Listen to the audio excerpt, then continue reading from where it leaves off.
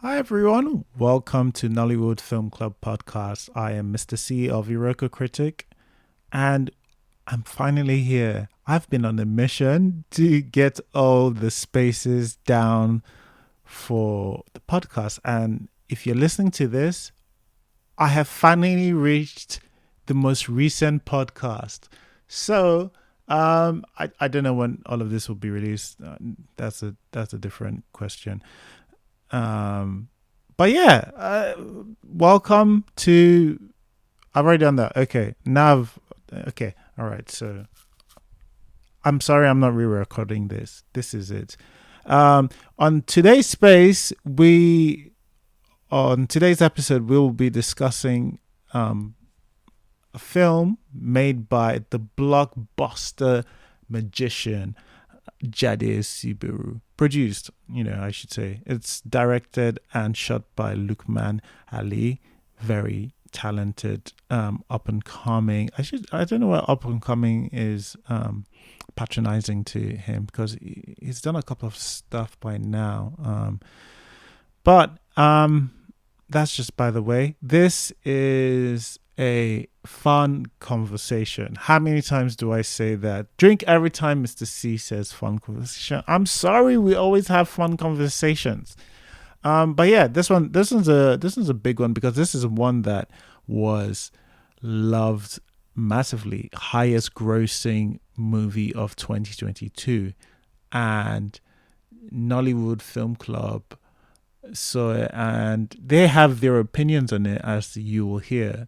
Um, I think there's interesting back and forth conversation about this one again. Thanks to the filmmakers who come on to give us pushback. I'm always happy about that. I love it. I love it. I love it when it happens. Um, yeah, not much more to say. I just hope you enjoy Nollywood Film Club discussing Brotherhood. Welcome to Nollywood Film Club. We discuss movies every week, every Sunday. Today we're discussing Brotherhood. We'll do the good, we'll do the bad, we'll do the summary. You guys know this. All right. I've already got a couple of speakers on, but that is fine by me. More people are coming. Because I don't want to do 20 hours on this film because there's a lot to talk about in some certain aspects, but there isn't in some ways as well. But nice to see people. Let's just get into it. Vanessa, tell us some of what you thought, the things you liked um, about Brotherhood. I just want to say that this is really bad, Bele, because there are days when I come early and you don't call me first. And then today, while I'm still writing my likes, is when you decide to call me. But back call Just me, I will talk. just say Um, you're not ready. Just say you couldn't be sharp enough today. And it's fine. I'm I'm over. with my mommy. I'm with my mommy. So all this what that people are doing, I didn't write anything until like 2 seconds ago. But okay. Okay. I thought I was going to be able to at least have like an organized bit of stuff, but we'll try. Here we go. So my good is gonna start with the performances. I have a couple of performances that I liked. So let's start. Obviously, I don't know if it's very obvious for a lot of people, but obviously Toby Bakray. Um, More and more, Toby Bakray is becoming the closest thing we have to like a movie star in the newer generation of Nollywood actors. He's genuinely a pleasure to watch, and I really enjoyed watching him as Akin. The little bit of laughter in his eyes whenever he and Wale have their little squabbles and arguments, or even when they have like serious fights, you can still see that bit in his eyes where it's like, I love this guy, even though we're two entirely different people. And I really enjoyed seeing that. The final scene where he cocks the rifle, one handed, by the way, I'm usually not attracted to Toby Bakray, but that scene, I was like, sir, chest heaving as he kneels to the ground. I was like, excuse you, Toby. But the delivery of the Koni Dafu Awotoni line was beautiful. Probably one of my favorite scenes in the film. I just really enjoyed Toby in this. I want to see him do more in Nollywood. I know we've said this many times, especially as more and more of Nollywood gets infiltrated by the alumni of the Big Brother thingy. It's just really nice to see someone like Toby who actually takes this craft seriously, um, and cares enough to give good performances consistently. And he grows, and I think that's just, I don't know, I just really enjoy seeing that. My next favorite performance is by Ronke Oshodioke. Ronke Oshodioke is an unsung hero for this film. I remember when the promo was being done while the film was doing its cinema run, and none of the attention was on this seasoned actress who gave a near perfect performance. Um, Granted, she was in a supporting role, but you could feel the love that she had for these boys who she raised, her acceptance of them for who they were, not who she wanted them to be, her grief as she watched who basically was her child shot on the bridge. Ronke genuinely was a standout in this film, and I think she deserved more than she got while this film was being promoted. My next favorite performance is by Osi Ukeje. Osi Ukeje is one of the very few versatile actors that we have in Nollywood.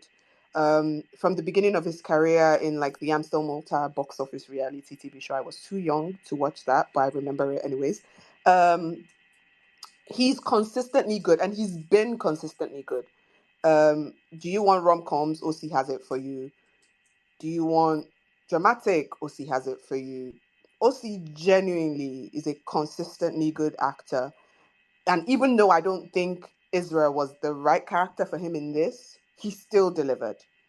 My next favorite performance was by Bright Basket Maltopata. I may be in the minority, but I enjoyed Basket Mouth as Shadow. I am of the opinion that not every criminal boss has to look or sound intimidating. Bright's interpretation of this role was something that I enjoyed. For me, I just took it that he most likely grew up in the same neighborhood as these people in his crew, and he decided to make this crew of his own and pull himself up while also pulling these people with whom he grew up out of their circumstances. The scene on the bridge after Israel shoots him at close range was in my head for a bit after I watched the film. The incredulous shock on his face as he realizes that Akin was right about how unstable Israel was, the acceptance of his death as he closed his hands over the wound. I really, really want him to get more roles. I want him to spread his wings as an actor. I want more meaty roles for him with actors, directors who care to get a good performance from him. I just genuinely want to see this journey that Basket Mouth is on because I actually really enjoyed seeing him in this. And that's pretty much it for my good on performances. Next, I guess I have the premise of this. Um, I liked the premise of this well enough. Um, it's been done quite a bit, but it's an entertaining enough action slash crime thriller slash heist film premise. The two brothers or two siblings on the other side, on different sides of the law. One's a cop, one's a bad guy. It's been done quite a bit, but usually does yield good results. It's entertaining, and I guess that's what this wanted to be. So I liked the premise well enough for this. My next good, I just want you people to know that that's where I stopped with my organized notes. So if I continue to ramble, you people should blame Mr. C for calling me early. Or like when he usually calls me late. But we'll go on. My next good is I'm not one for like production quality and all of that. I'm not of like the huge technicals. But I really liked a lot of like how the film looked. I mean, with like set design and the rest of that. I liked Shadow's mechanic workshop. It looks like a very good front for a criminal operation, where mechanics by day, criminals by night. I liked how that looked. Um, I liked Auntie Ronke's house. What was their auntie's name in the film? But Ronke Oshodioke's house, where she brings Akin to. I liked how it looked as well. It looked lived in. Um, I liked how everyone in the neighborhood knew who Akin was, and like where people were welcoming him back. I liked they had the fact that they had a nosy neighbor who his aunts couldn't get. couldn't wait to get ready to get rid of, and told her to leave. All of that just made the world seem real. So there were bits of how the film felt and looked that I enjoyed. And I guess there were some good executions with regards like the action and crime thriller genre of film. I don't know. It was largely well executed. It looked really good on screen. That's what I'm trying to say. It just looked really nice on screen, and like it was an easy watch. But then again, I don't know too much about technicals, so I wasn't looking out for anything specifically wrong with the technicals. So I nothing was pulling me out too much. There's some stuff, but nothing was pulling me out too much, so I don't consider it a bad. But I guess that's where I'm stopping. Yeah. Thanks, Vanessa. Just slightly over 6 minutes. Which, by the way, there is a timer. There's a time. Balamasi is back. Yeah, well, I'm just saying. Well, there's just I think 4 of us on there, but like, which means Knock on wood. we'll if it's if 6 minutes enough and 6 minutes is not enough for you, we'll get back round to you anyway. But if we remain this small, request. That's not if. That's kind of how we do it. It's 6 minutes until hopefully somebody says something. Yeah. Let's not get into that. Let's not get into that. All right. Also, just Vanessa, even if you're in the minority on Basket Mouse performance, we'll be in the minority together. Yeah, I don't. Yeah, it'd be weird if you were in the minority. I thought his performance was good as well. I have a few quibbles with a couple of things with him, but like I thought his performance was generally good. Generally, all right. I think Fi was next. Fi, please tell us some of the things you love about Brotherhood. Okay. Hi. So, first up, I liked the writing around the heist. Some themes that were introduced were revisited and completed. For example, Wale's issue with internal affairs and how they showed up at the end. I like the display of Akin having a human moment. For example, when he acted as of character, showing up at Wale's wedding with his friends. As the viewer, you're like, no, why would you do this and blow your cover? However, we know the budding tension between the brothers and how Akin wanted to show Wale who he was. I also liked how his actions being out of character was emphasized when he was confronted by Shadow. I like the confrontation scene between Wale and Officer Daniel, the bloodlines between father and son-in-law and superintendent and officer. I like Goldie's character and Tony's acting. She really was the first lady. She embodied a silent power that when she spoke, you listened to what she had to say. I love the way her character was written and the particular scene in which she runs after Akin when he has his first falling out with Shadow and Ezra. She runs to him and convinces him in a kind manner to do the 200 million naira job. I also like the way she spoke to Ezra in the next scene, leading him and Akin to strategize together. It was a subtle reveal of the strength of her character and the ability of her as First Lady, having the ability to balance the different personalities in the group. Toby Bakre's acting was wonderful as expected. He embodied Akin and was hot as hell. Yes to his arms, yes. I felt that as Goldie's character, I would have found the opportunity to run my fingers down his arm. Respectfully, of course. I like the theme of the Ojuju boys sending a letter informing them of their upcoming robbery. It was reminiscent to past times when residents used to receive that in reality. I like the introduction of that. I guess you could file that under Nigerianisms, especially in the case of Anturunke showing Akin Wale's invitation. I liked some of the dialogue. I loved Osi in this film. So playful, so fun. He always knows how to be the right kind of annoying, and is such a natural actor. I like to see the contrast between Akin and Wale's lives. It seemed they had similar themes, but Akin's life seemed more concrete. Once again, I like the scene in which Kala has his first confrontation with his group because of the way Shadow's leadership showed in coordinating them by telling people to step back and stay away from each other. I love that. I felt Akin and Goldie really connected as characters and were able to bring that on screen. I like the bridge scene. It had a good amount of tension. Lastly, I really like the supporting characters. Anturunke, Shadow, Macaroni and his driving skills were believable. Yeah, thank you. Thanks, Frida. More oohing over the actors I see. You have not changed, but it's part of watching films. You want to, yeah. I can't like. Tiny Tens was the one that was in it for me. In Brotherhood. God, good lord. Oh my goodness.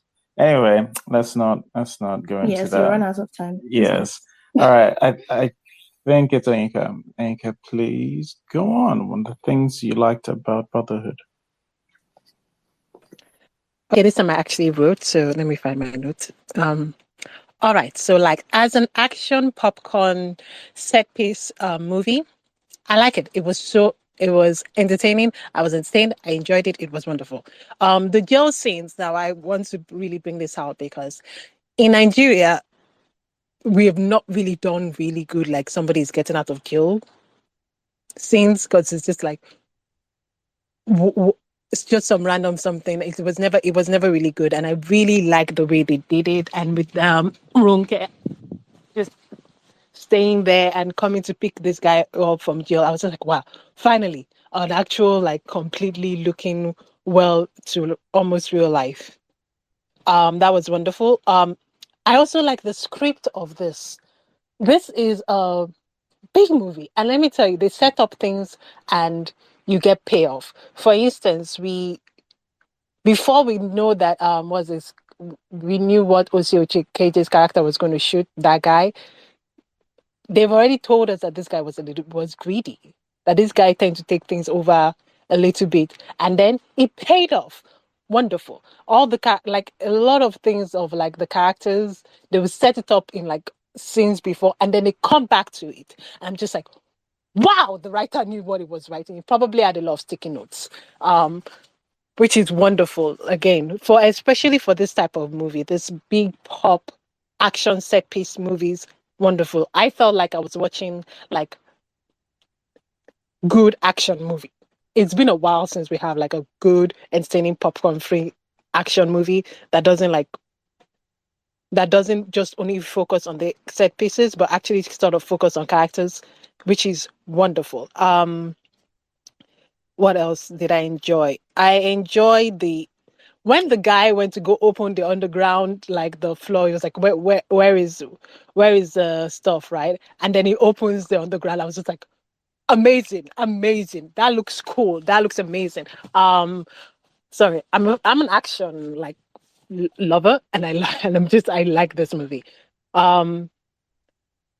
Toby Bakary scene, even Vanessa mentions it. I was just like, when he cut and then he said that, and I was just like, oh my god, that looks so cool. That's a good scene. That is a love. Like you want those type of crazy, impossible, wonderful scenes in action movies, and I'm just like, yeah, that's amazing. And especially because it was like in Yoruba, and it was so like, and it was a movie that was also grounded like in Nigerianness, even though it was borrowing a lot of things from the West. It was so grounded in Nigerianness. I was just like, oh, that was amazing.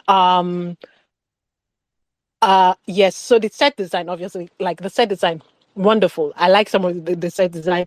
It works, it serves the movie. It serves the movie, and I just like it. And I was just like, wow, amazing, good. The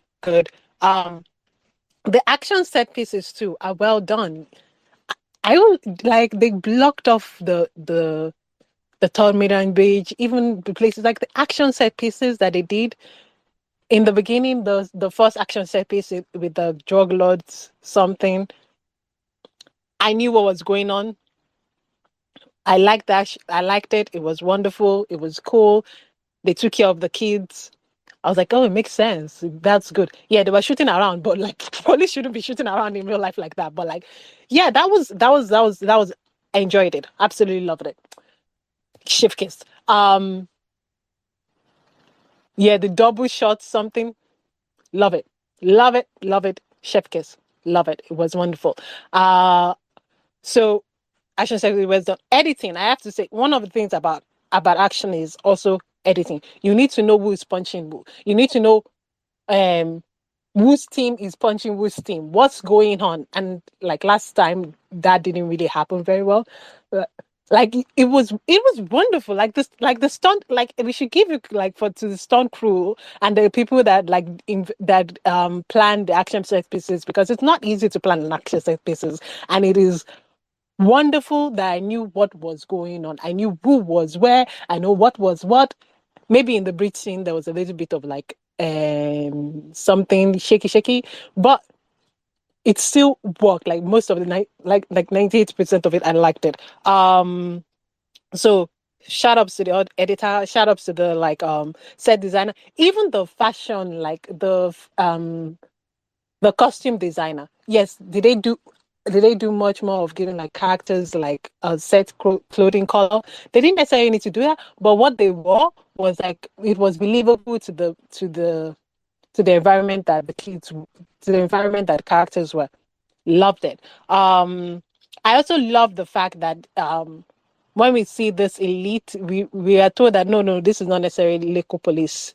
They're like more elite, and when we get to the local police, we see like the local police in the local side of police station that we see. So it's still like believable that we have like an American like SWAT people, but no, they're just elite police and elite something and elite unit, and those things do happen in Nigeria. And it's like, okay, cool, loved it. The letter, funny, lovely. That happens in Nigeria. That's how you do that. That was cool. Performances. I like Osi Okeje's performance. I think Osi did well. I really do. I mean, I've never really seen Osi play bad guy like that. But because also the scripting worked. And I'm about to be done. Hold on. Ronke did very well. I'm so sorry that I'm calling Ronke. Auntie Ronke did very well. Toby Bakary, loved it. Donatos, and I even think Fowles did good enough. So yeah, those are my likes. All right, interesting. Thanks, Anka. I hope if people do come up in the bad, you will say things you disagree with in the bad. You would defend it. Defend some of your choices. But yes, now good performances from Toby is becoming is a recurring segment. But all right, that's perfectly fine. All right. I think it was Elizabeth. I'm not sure. No, it's a Dalwin. Okay. Sorry. Adaba, please go on. Okay, yeah. So my likes are there were quite a few of good-looking men in the movie, so that was enjoyable for me. I also liked that it was an action movie because I love action, and I love that Nollywood could give me that because I don't really get a lot of action movies that are not that bad. Anyway, moving on. Yeah, I like the setup and never had to wonder if this is some back room in an office or where did they like everything looked realistic to the scene, and I didn't have to wonder. Yeah. I also like Sam Dede as the head of the team because I haven't seen him in a long time, and when I saw him as the head of the SWAT team or whatever, it just called me back to Isakaba. I think he was the head of the vigilante team. So yeah, that was kind of like a callback. I was like, yeah, I really liked him in the role, and he performed quite well in the role as well. I liked Basket Mouth that he didn't have to speak in his low role to show that he was a bad guy, and unlike some other bad guys that I should not mention. I like that line where Toby says, where Fowles says he only knows how to collect, and Toby says, well, when you collect money on the Express, nobody tells you anything. And I feel like that's called back to kind of like reality, and it was quite funny as well. The scene where he asks for her hand in marriage with Sam Dede, I thought that whole scene was quite cute. Of course, I like the ending towards the ending where Toby shoots the guy with one arm. I thought that was quite such a it was a good scene, and it actually brought an emotion out of me. I was like, whoa, like when you shout and you're like, yes, and I haven't had that from Nollywood in a while, so I really like that. And also I like that there was no scene where I was like, what is going on here? Where did this come on? When did they introduce this guy? Why is this scene happening? Why is this character here? What is this character development or whatever? There wasn't any weird thing that I can remember now anyway. So everything flowed perfectly. And I like that it was something that I feel like I could watch again. And I would be interested in knowing what happens to the characters, unlike certain instances where it doesn't feel like they've been well-rounded enough to provide any sort of interest in them. Yeah, that's it for me. Thank you. Okay, all right, thank you. If you do want to request to speak, just feel free. If you want to drop a comment, that's also okay.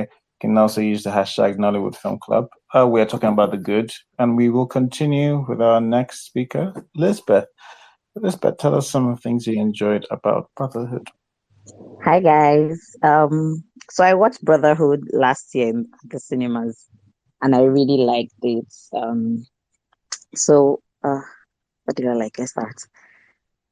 So for like a high concept movie like this, I like that it was thrilling, as in it delivered on that. Um, all the action, pass go zone. So I like that. I like the frames. I like a lot of the frames. I like the picture. Um, I like some of the directing choices. I like the colors. What is that like? Okay, let's go to the meat bit. I like this movie has a lot of references, like movie references. Like the wedding scene from like the wedding scene, that's a scene from Tadi Gideon's Blue. Um, it also has the same conflict setup. I mean, similar rather. Um, Akin's character, that's Toby's character, right? Can't remember them. I didn't watch again, so I think that's Akin. Yes, it has a similar arc as Ahana's arc from the original Rattlesnake, the first one. In that he was just a thief, just for being a thief sake, right? What else? I also one other reference I caught was the underground bunker was totally from Terminator 2. That was also nice. Ronke Oshodi, she was punching all the punchables. Look, that scene at the end where she was crying, almost I shed dog tears. I really liked it. What else? Third act. Okay, the third act for me was like the most exciting of the entire thing that was done here.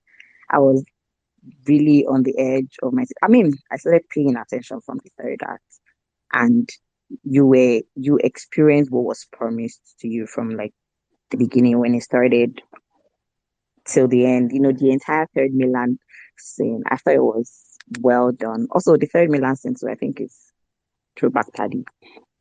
Anyways, I liked it as a high concept action thriller. Everything just seemed to work in that regards. Thank you.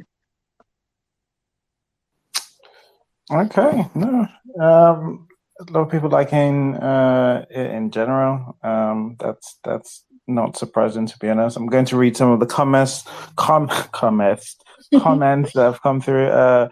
As African actor says, Mr. Macaroni is not just one of those skit comedians brought into Nollywood to sell film copies. He's a well-trained and talented thespian, and his performance in Brotherhood and Aina says it all.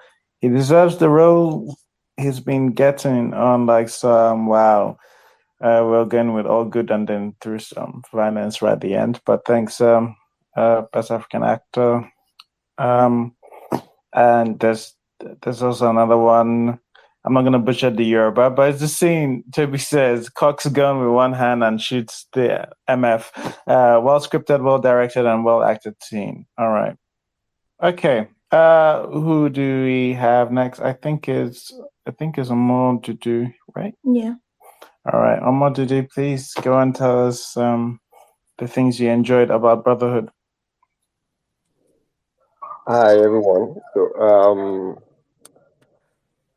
Okay, about Brotherhood. I think I enjoyed Toby's performance. He really did well, and I like Ronke Oshodi's performance. She did well because I was moved to tears at the third act. And that scene of that Third Milan Bridge. I was moved to tears. I wouldn't lie.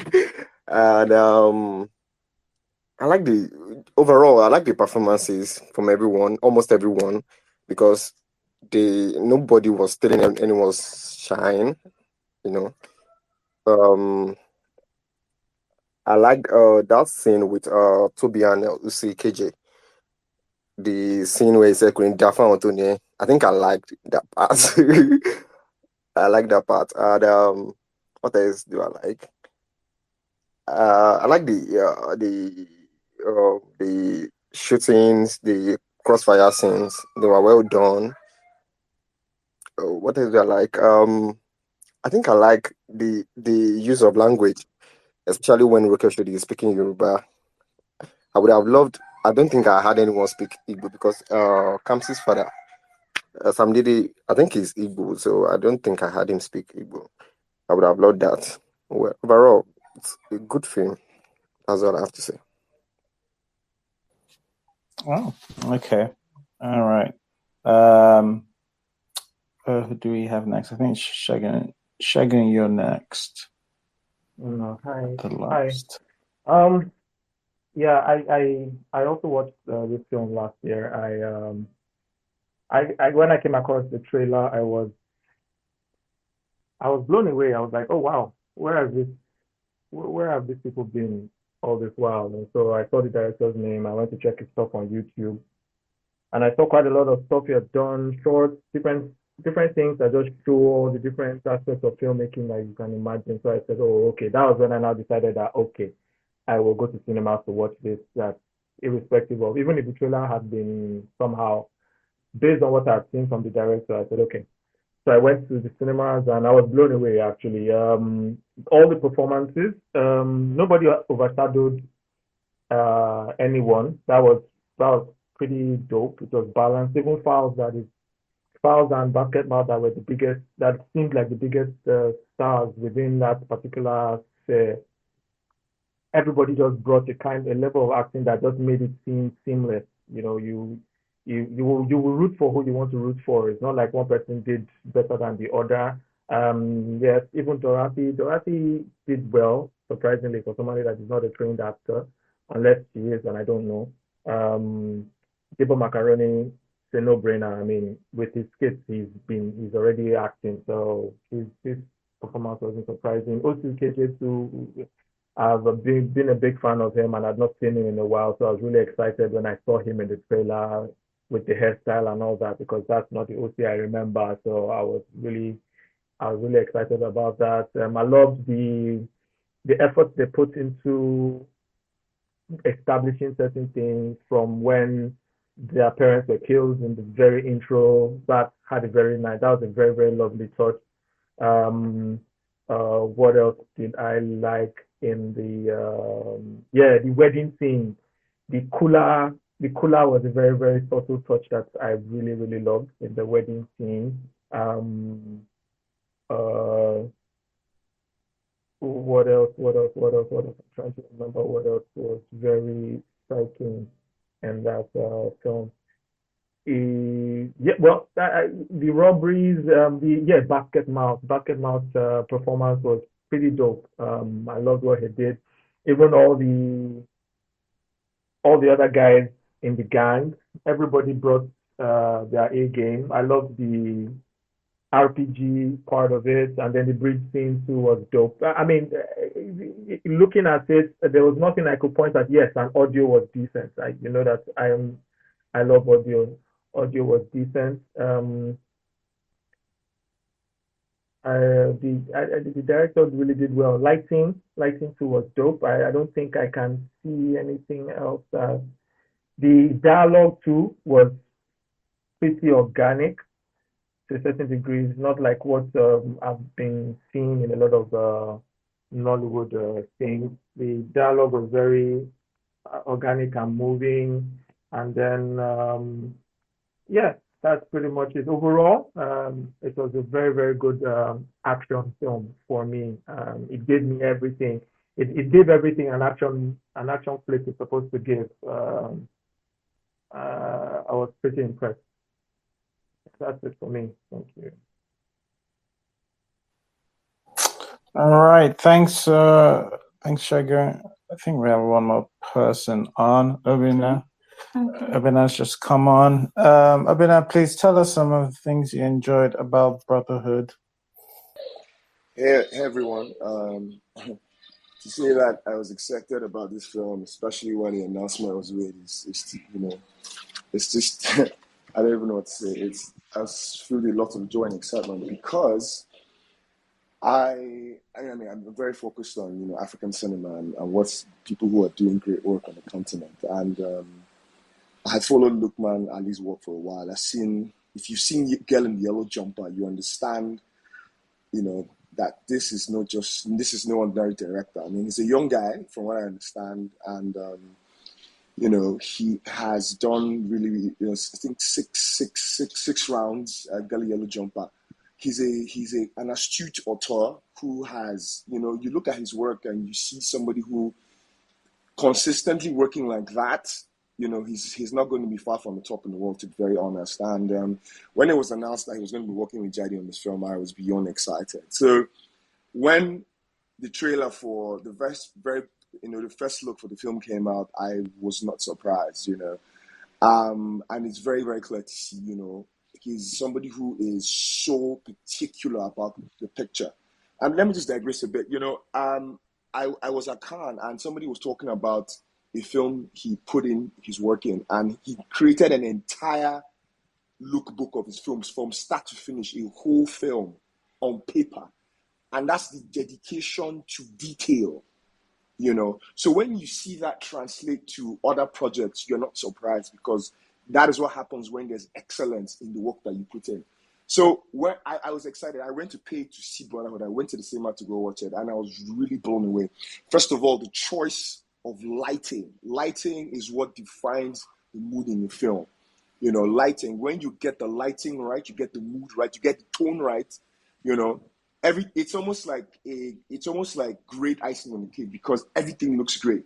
Especially if you look at the part where they were, the police people were gearing up for an operation, and you see where they are picking up the guns. You see how the golden hour falls to, the part where the explosions are happening. Fantastic, well lit, well choreographed in terms of the acting. So what I really liked was cinematography and lighting. Really, really good, really choice, masterfully done. Then look at the acting. Great performances from Toby Bakare. I think that we can wax lyrical enough. I think seeing him in a completely different persona was really interesting to see. I think that I really liked Basket Mouth as a villain. His choice of words, the script, his dialogue and his conversations were really, really struck a chord with me. Zubi Michael, I'm a huge fan of Zubi Michael. He's supporting role, fantastic. I think Dorothy was quite good, like somebody had mentioned. Sam Beatty, obviously loved him in the film. I also think I think it's one thing to put together a story, but when you have such a huge cast of really talented people, that ability to make them focus and not outshine each other and just have all of them have the appropriate screen time, I think that was really well done. I think that the stunts were daring. Were daring. I'll come to stuff I didn't like about it in the next section. But I think that it was the stunts were daring. I think that there was a lot of. Today is to do, and I felt that they really did well in trying to pull off some of the things that they pulled off. And and to be honest, it's really an innovation moment for them. So I think I like the music as well. I think that the sound was good. The sound design was really good. You could hear the dialogue clearly, and this is even at the cinema, not even watching at home on the, because I haven't seen it yet on Amazon, but I saw it and I did review it last year. The sound at that level was really good. You could hear proper sound design in all the scenes. The music matched the scenes, it matched the mood. You could feel it. You felt that a lot of work and a lot of dedication was put into this. And I think the edit was really, really good. The edit. The scenes flowed. We didn't have unnecessary cuts. Everything that was in the scene fitted the scene, and you could see that as it transited from scene to scene. So I really liked it. I think overall it was a great film to watch. It was, in terms of the visual spectacle that it was, cinematography was really great, great angles, great performance by the actors. From a technical standpoint, chiaroscuro, balance of light and shade, you clearly see it. Huge contrast, you see it. You see the colors, you see the yellows, you see the blues. Very, very beautiful. Aesthetically pleasing to see. That was really, really good. It smacks of a lot of quality. So these are the things that I really liked from a technical standpoint and from a performance standpoint. These are the things I really, really liked about Brotherhood. Thank you.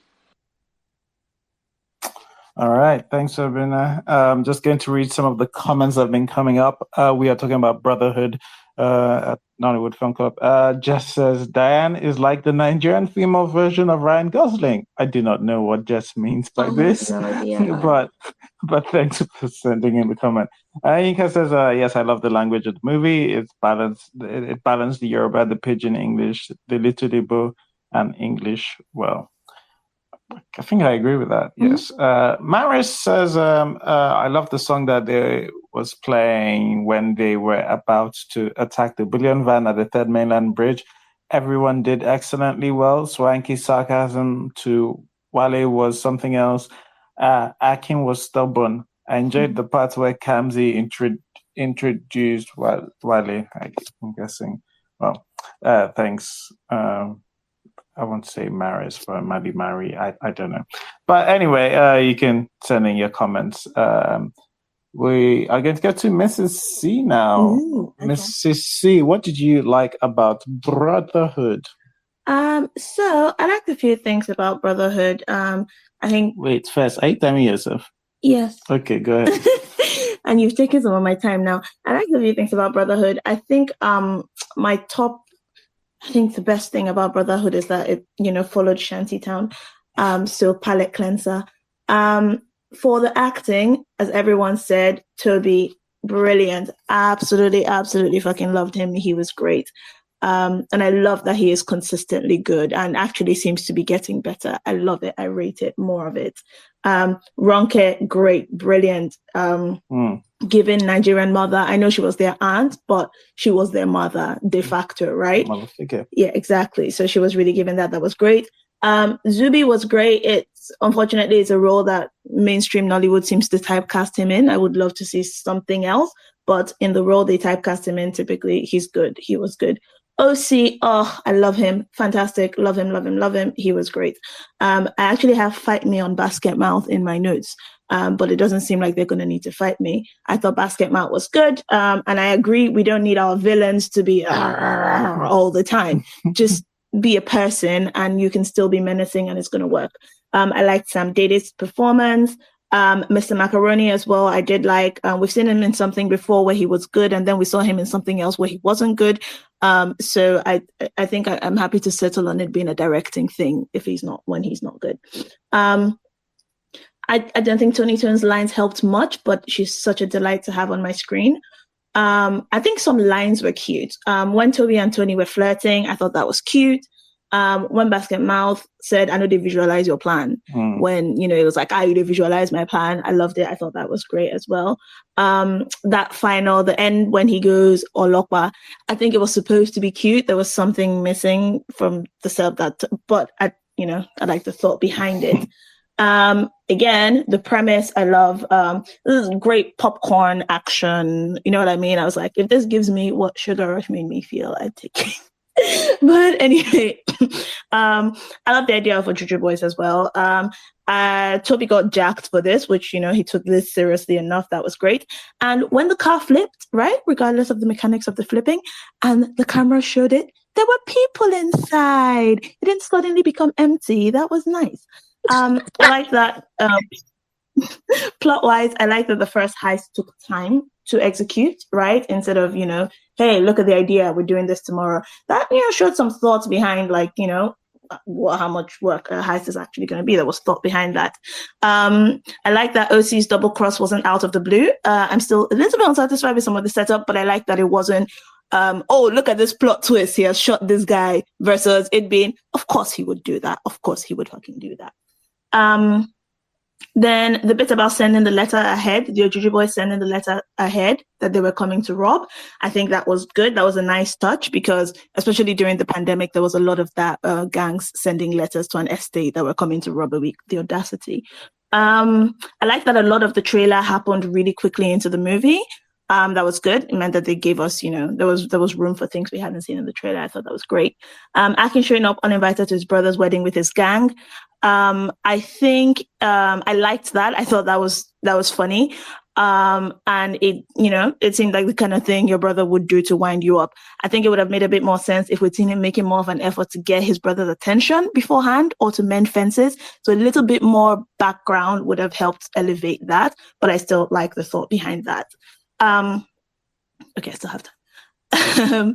I have decided to nanotech the logistics of Akin getting to Baba's house after being shot twice and falling in the river, ignoring that the gunshot looked a little, but I thought it was cool. I'm nanoteching it because there's a lot of logistics that are giving me question marks, but I will forgive it for a shot of a jacked Toby Bakare, blood dripping down one hand and using one hand to cock a shotgun and shoot Ozzy's character through the door. I'll allow it. I'll take it. It was good vibes for me. Then what else? The shot of Toby and Tony on the bike. Dodgy, but I like the idea of the shot. Also, I learned the bandana song because after this was in theater, people were like, "Oh, there's a song at the end," and like the people in the theater were singing to it, and his bandana. I'm like, okay, I guess I'm gonna have to play that in preparation. That was a nice song. I liked it. But yeah, that's my life. Okay, all right. Jesus, that's a lot. Yeah, that's notes. It did in for about 5 minutes as well. Yes. Well, all done. Yeah, that wedding thing. I have to say, the parts that was nice was like color matching your attire with your car. Yeah. Like flex levels here. All right. Okay. Damala came on. That we already see, and we'll get to you after. Damala, tell us some of the things you liked about Brotherhood. I'm so surprised. Like I expected to be coming on a lot later. But things I like about Brotherhood. The premise to start with. I think it's just. I mean, it's a textbook, great premise. The conflict just kind of uh, builds itself in there. Um, so I really love that premise. Um, One of the things, it didn't look terrible. It was decently lit. You could see like the mood and the tone that was you know that was intended, and you didn't feel like you were watching a comedy when you should be watching a thriller. So I like that.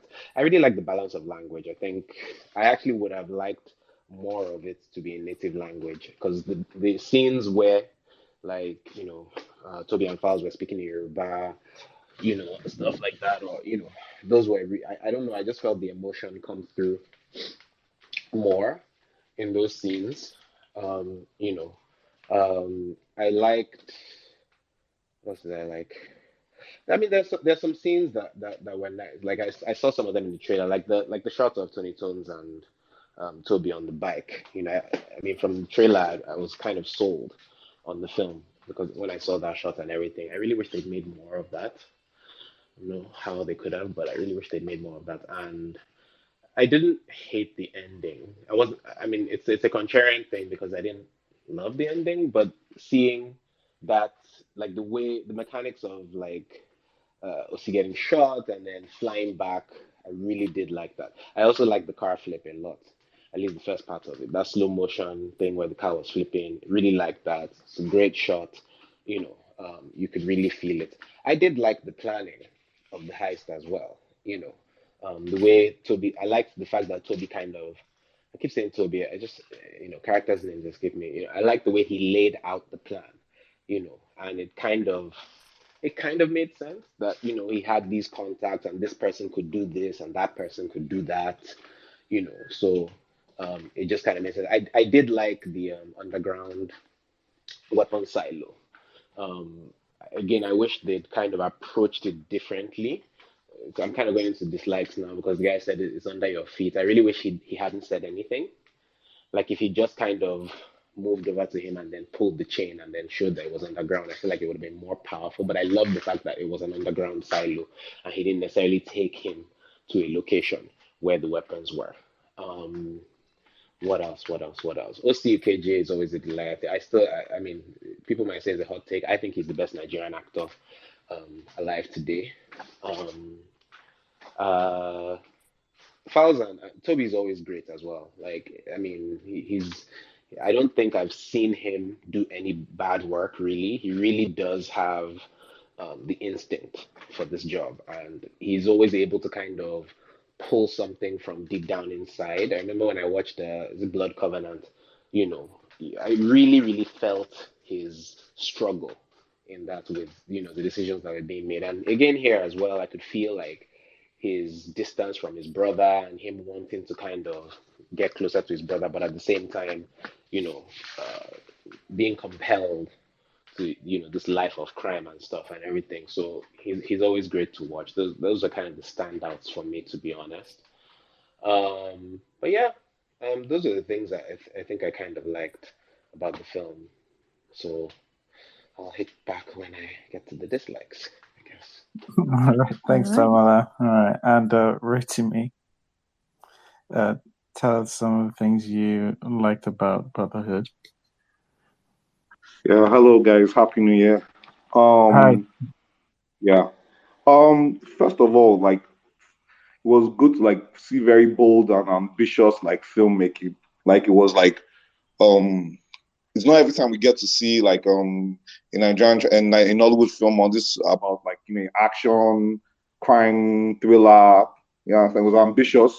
The stunts, like the first time I saw the trailer, I was like, okay, this is like this. I knew was going to be one of the bigger events in the cinema for last year, which I think was the second highest grossing stuff in the cinema last year. So overall, I think in general, like for the most recent Nollywood projects, there's the overall improvement in terms of production.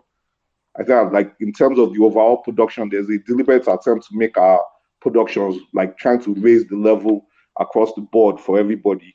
I think there was a lot of great cinematography, like a lot of good camera work, lighting, grading, camera movements. So like specific like the very first scene with the armed robbery, the woman with the umbrella under the rain with the machetes, the armed robbery scene with the where the guy with the mask came out from behind the truck with the rocket launcher, the slow mo effect with the rocket moving, blowing up the car. I'm like, okay, this is it. This is action. This is giving me action vibes. That was nice. That was really really nice. Um, um, I know that Zubi Michael is typecast for this as roles. I was around when you guys talked about Shanty Town. I was watching football, but Zubi Michael is good at what he does. That specific character that he plays, that is typecast. Whenever I listen to him, I'm like, I love this guy playing this character. He's very proficient at playing as a number two or a backup to a higher bad guy, but he plays it so well. He plays it. He's beautiful at that. For me, like my standout scene, which is funny really to separate from all the action scenes, the scene I actually enjoyed the most was the wedding scene, and it was kind of for me like the audacity of like the armed robbers, literally the crooks showing up at the policeman's wedding, and like you didn't just show up, you come and spray and show yourself, and like you come and outshine the people like that have the wedding. And I'm like, you're all colorful. And I'm like, literally, these people they do not need to put out an investigation. The people that came for this wedding and showed themselves, I'm like, all of you are members of this gang. And I'm like, it's the audacity, the balls to do that. So that was like, it was fun. It was fun. It was fun. It was different. It was ambitious. I'm going to leave the rest of my comments for the dislike section. So yeah, that's all for me. All right, thanks, Rotimi. So is me? It's you. All it's right. you. Let me time you. All right, just Ada has her hand up. Ada, is it quick? Ada, where is it quick? Oh yeah, I forgot I had my hand up. Yeah, I was gonna say I like when they put the letter. They had actually a website, ojujuboys.com. I thought that was really funny. Yeah, that was all I wanted to say. Thanks. Okay. All right. Thanks. Okay, my one. my good. All right, so the look. I think I saw the trailer, and the look was something that I wasn't sure of because I don't think it was put up initially anyway. When it was put up, the trailer was put up in like full resolution, so I wasn't sure. And especially, it looked a little too colorful for me, and I'm not sure if it's just the scenes that were more prevalent in the trailer weren't as big a deal in the rest of the film. So because like one of the scenes that I guess I probably still have a small issue is the green. The greens are a little. There's a color of green I think in their auntie's house. Toby and Fowler's auntie's house. That green feels a little too maybe like cartoony. Like it just feels like almost like a color you would use to sell a child's toy. But like I was thinking the saturation was going to bug me, but it really didn't. And given like it's quite a like many people have said, this popcorn type film where it's you know what you're gonna get. It's like actiony, like Toby cocks a gun with a bad hand after being shot. It's that type of film, right? So the colors don't actually being a little more colorful is fine with me. Especially than what I was expecting. Also, they seem to have fixed. Well, again, I don't know whether it's the compression or what the trailer they uploaded. I remember things like lights, the cup lights being overblown, and it wasn't in the film. It looked nice. Some sound design in this is actually quite good. I remember like the gates of the prison when they were opening for Toby, both from the hinge opening and just the clattering. I was like, oh, that's actually kind of nice. Rain, we've seen. Normally, I wouldn't put this here, but like I've seen so much bad rain in Nollywood that whenever I see rain and it's not taking me out, I have to give it props. Toby and his buddy. I put here. What I put? Mrs. C, did you edit my notes? Toby and his buddy. Okay. No, that was you. All right. Okay. Toby and his buddy though. Went to see people hug and the sound not get muffled. Again, it should probably not be in the goods, but I've seen a bunch of that. There's a couple of good lines, good like really action movie line that we got in there. A couple of them are from Basket Mouth. I do like I did talk and you they clean sweats, which is nice. It probably could have been set up a little more, but I like that. Well, I remember one of the things when I was talking about Fine Wine. Fine Wine was this rom-com that I don't understand how the women of Nollywood Film Club like that film the way they do. But one of my issues with it was that, all right, like you're doing a rom-com, where are those catchy lines that I can at least go, hey, they said this, they said that. Brotherhood has these. Not all of them land, but it definitely has a couple of them. Decent ADR. There's a bunch of ADR in this film, but I imagine a lot of people wouldn't notice because it's done well for the most part. And I think I put on some things I've been fixing the trailer from the trailer. Okay. I've mentioned the performances people have mentioned, so I'm not going to reiterate that. But yes, Toby is a G for me, and all the other people. But yeah, I really, and in general, just it's nice to. We're going to get into the bad soon, but it was nice that I watched the film and I didn't want to kill myself whilst watching this. I enjoy not wanting to kill myself. Thank you. All right. We're going to go into the bad. I forgot something. You forgot something? In the good, yeah. Is it going to be quick? Very quick. All right. What do you want to say? So I had in my notes that Basket Mouth said some funny things that didn't take away from his characterization. So he didn't just turn into a comedian. He was still a bad guy. But yeah, I felt like the characters, for the most part, knew who they were. Yeah, sure. I mean, like... no, I feel like they knew who they were, and it seems like a strange thing to say, but like... Yeah. Coming off shanty town. Yeah. No, I get that. Yeah, okay. All right. Damala, you've got your hands up. Are you starting off a bad, or did you forget a good thing? That's I was putting my hand up in advance of the bad because I always end up like having to wait so long, and I was trying to jump the line, jump the queue. Do you think it has something to do with joining last? I don't. Yeah. It probably does, but I joined early today, so I wanted to take advantage. I don't know how to do the bad sections. I usually is usually off the top of my memory, because at least in the beginning when we start doing the good, I can trace when people come on. I think if you don't start with Vanessa, she will kill you. Okay, right. Elizabeth, do you want Vanessa, do you want to start us off? Mr. C. I just one of the many reasons why you're not my twin. Hey, let's start. My time begins now. Like I did in the good, I'm gonna start with performances. Folarin Fowles Falano. I hate to say this, and I hate to rain on a lot of people's parades, but Fowles was the weak link in this, man, especially as one of the leads. It just wasn't doing it for me. Does anybody hear Vanessa? Yes. Yeah. I I can hear Vanessa. It's okay. Sorry. I was like, let's take this again from the top. Fowles was the weak link in this, especially as one of the leads. He just wasn't given this intense, law-abiding, law-upholding SWAT officer. Instead, it was giving puberty never came. And acting across Toby, it was incredibly obvious who the better actor was.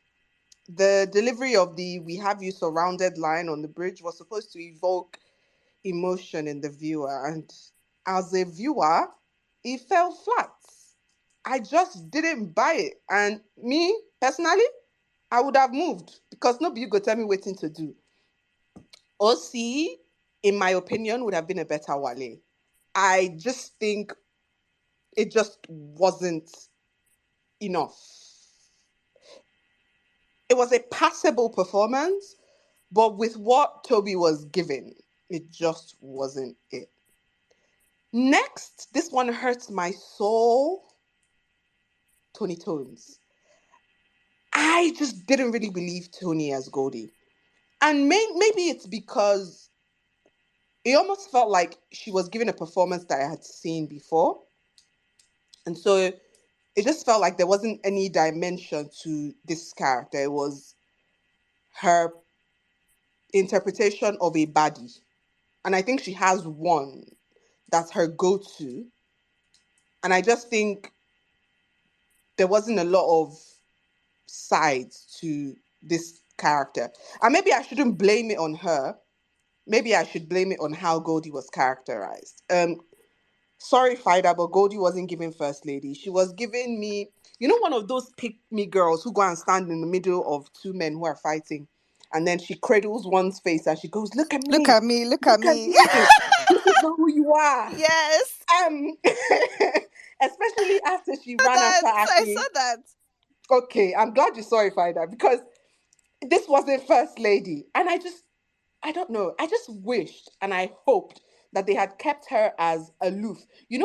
When she showed up with the gun in front of Akin's face as he laid on the ground with the baseball bat beside him. I just wish they had kept her as aloof and distant, because throughout that scene, while OC and Akin were having their reunion, she was still that aloof. I'm here for an operation. What are these guys doing? I just wish they had kept her as that character. There was no need for this relationship between her and Akin. And the relationship between them was really upsetting because of the semi-fridging on the bridge. I don't know. I just don't know how I feel about the relatively only important-ish female character just being there for, I guess, the character development of Akin. So yeah, that's how I feel about Goldie. Next on performances, every single person on the SWAT team. I'm sorry. The SWAT team wasn't swatting, guys. It wasn't swatting. I tried. I really tried. I'm so sorry. It was not swatting. Omaomi. Oh. Omaomi was. Oh. I had intended to not call anyone by name. But the SWAT, let me just keep it at as the SWAT team wasn't swatting. The performances weren't giving. I love Sam Dede. Sam Dede is probably the closest thing we have to a SWAT, to an action star, right? Sam Dede is the closest thing we have to an action star. And I understand the reason why he was in this as like a callback to old Nollywood's action films. And I love the nostalgia. I love me some nostalgia, but it wasn't giving. I'm so sorry. Diane Russell as a member of SWAT? Come on now. Or was it Jide Kene? Oh God, oh, this is hurting my soul to say, but Jide Kene Achifusi on the thing with the this is big boy things, this is big boy stuff. I wanted to rip my eyelashes out. I'm going to move on. Um, that's it for performances. I'm not gonna really, yeah. Um, while I liked the premise of this, it almost felt like the conflict was convenient, as if there were no high stakes. It was like I'd gotten a sugar rush and the crash was hard, especially because the high didn't last as long as it should have. I genuinely wanted to fall asleep after watching this instead of still feeling like an adrenaline rush, you know?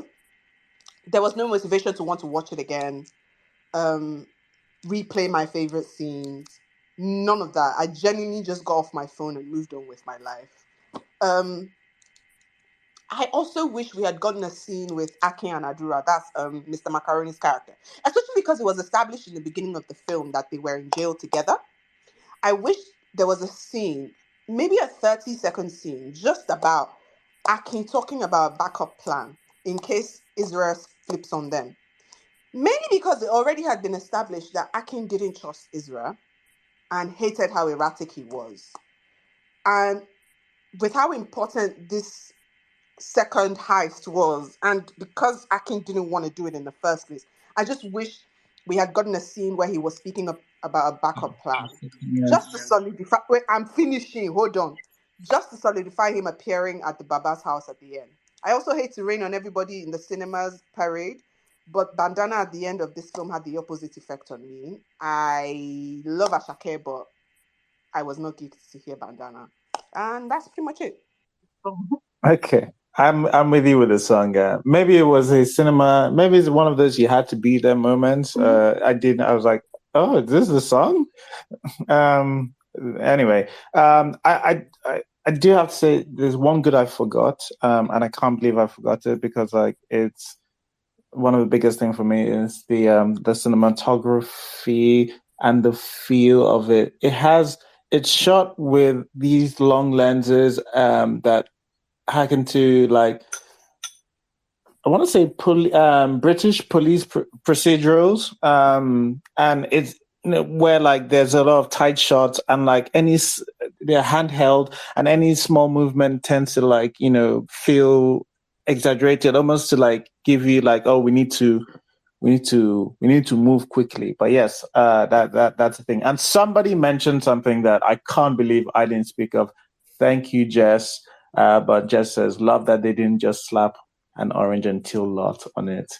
Yes, different rooms had different lightings, different times of the day had different things. When I sometimes I say like, hey, sometimes our films have an orange and it's like an Instagram filter. Yes, this is a film that very much decides to avoid that. Thank you. But we are at the bad. Sorry for taking us back. Why do you keep on? What is it? Mo. Okay, Elizabeth. Thank you. Okay, so I wanted to let me piggyback off a lot of things that Vanessa said, but this one we have a Babangida here. Let me just keep to time. So Jesus, how do I start? Okay, so unfortunately, watching this for me is that underneath the get exciting thrill, the writing of this movie it was elementary for me. Don't get me wrong, like basic writings for action exist. I mean, like Q, Terminator 1, but you have to make sure that motivations and conflicts, they are doing the job they're supposed to do rather than relying heavily on exposition, the way this movie took liberty with that. The writing in the first two acts was barely there for me. It was, it. I was trying to understand. I was trying to establish what was happening because they started this out as, okay. To even start with, I missed the opening scene. So I watched on Prime recently because I thought that maybe I missed something major when I watched it in the cinema. I felt like maybe I missed the motivation for the animosity between the two brothers. But when I watched it, I just found out that their parents, they were killed by thieves. And somehow, because their parents were killed by thieves, Akin went into the life of crime, yada, yada, yada, and Wally became a police, whatever. So the writing, because the first two acts just spent so much doing things that I didn't know what was going to happen. When I finished watching it, I had almost similar effects as Vanessa, even though I had a high like towards like the last 15 minutes. It left me a bit meh because I don't know why I should root for anybody in this thing. Like there was no reason to even root for anybody. It was just exciting and what the effect you have at the cinema. I started with the parallel point of view of both brothers, and so somehow it became only about Akin because for me, I wouldn't say this story is about Akin and Wally. It really is about Akin. And Wally just seemed like, look, if you remove everything about Wally's life, that is marrying Dorothy and his boss dying, whatever, this movie will still get the end points, right? I mean, apart from the wedding setup, maybe they did that, but still. And for me, again, I'll have to go back to the animosity between these brothers. I don't know why they hated each other, beyond what I am being told. Beyond what Auntie Roke Oshodi's character was saying, beyond what Akin was saying out of his mouth, beyond what Wale was saying out of his mouth, I don't know why they hated each other. It was very black and white, this feud between brothers. And then, when Wale guessed that Akin was the one behind Ojuju brothers, now when he was trying to get his brother to give up or something like that, again, I didn't know where this came from again because do they like, you should assume that brothers should like each other, but I felt like there should be a way to set this up. So maybe there should be like a montage before instead, rather than telling us their parents died, maybe it should show how they grew up, montage of how friends that all selling things, you left me, whatever thing, set it up, or maybe use flashback as a plot device. But because I'm not saying these things, it did nothing for me. I couldn't feel for anybody here. And so what does I want to say? And I think the problem with reference or paying homage or not or whatever to establish tropes or acts is that if you don't set it up properly, it will just seem as though you yanked it and just put it in your story and kept it moving. So like that wedding scene was taken from Tade Gideon's Owoblo.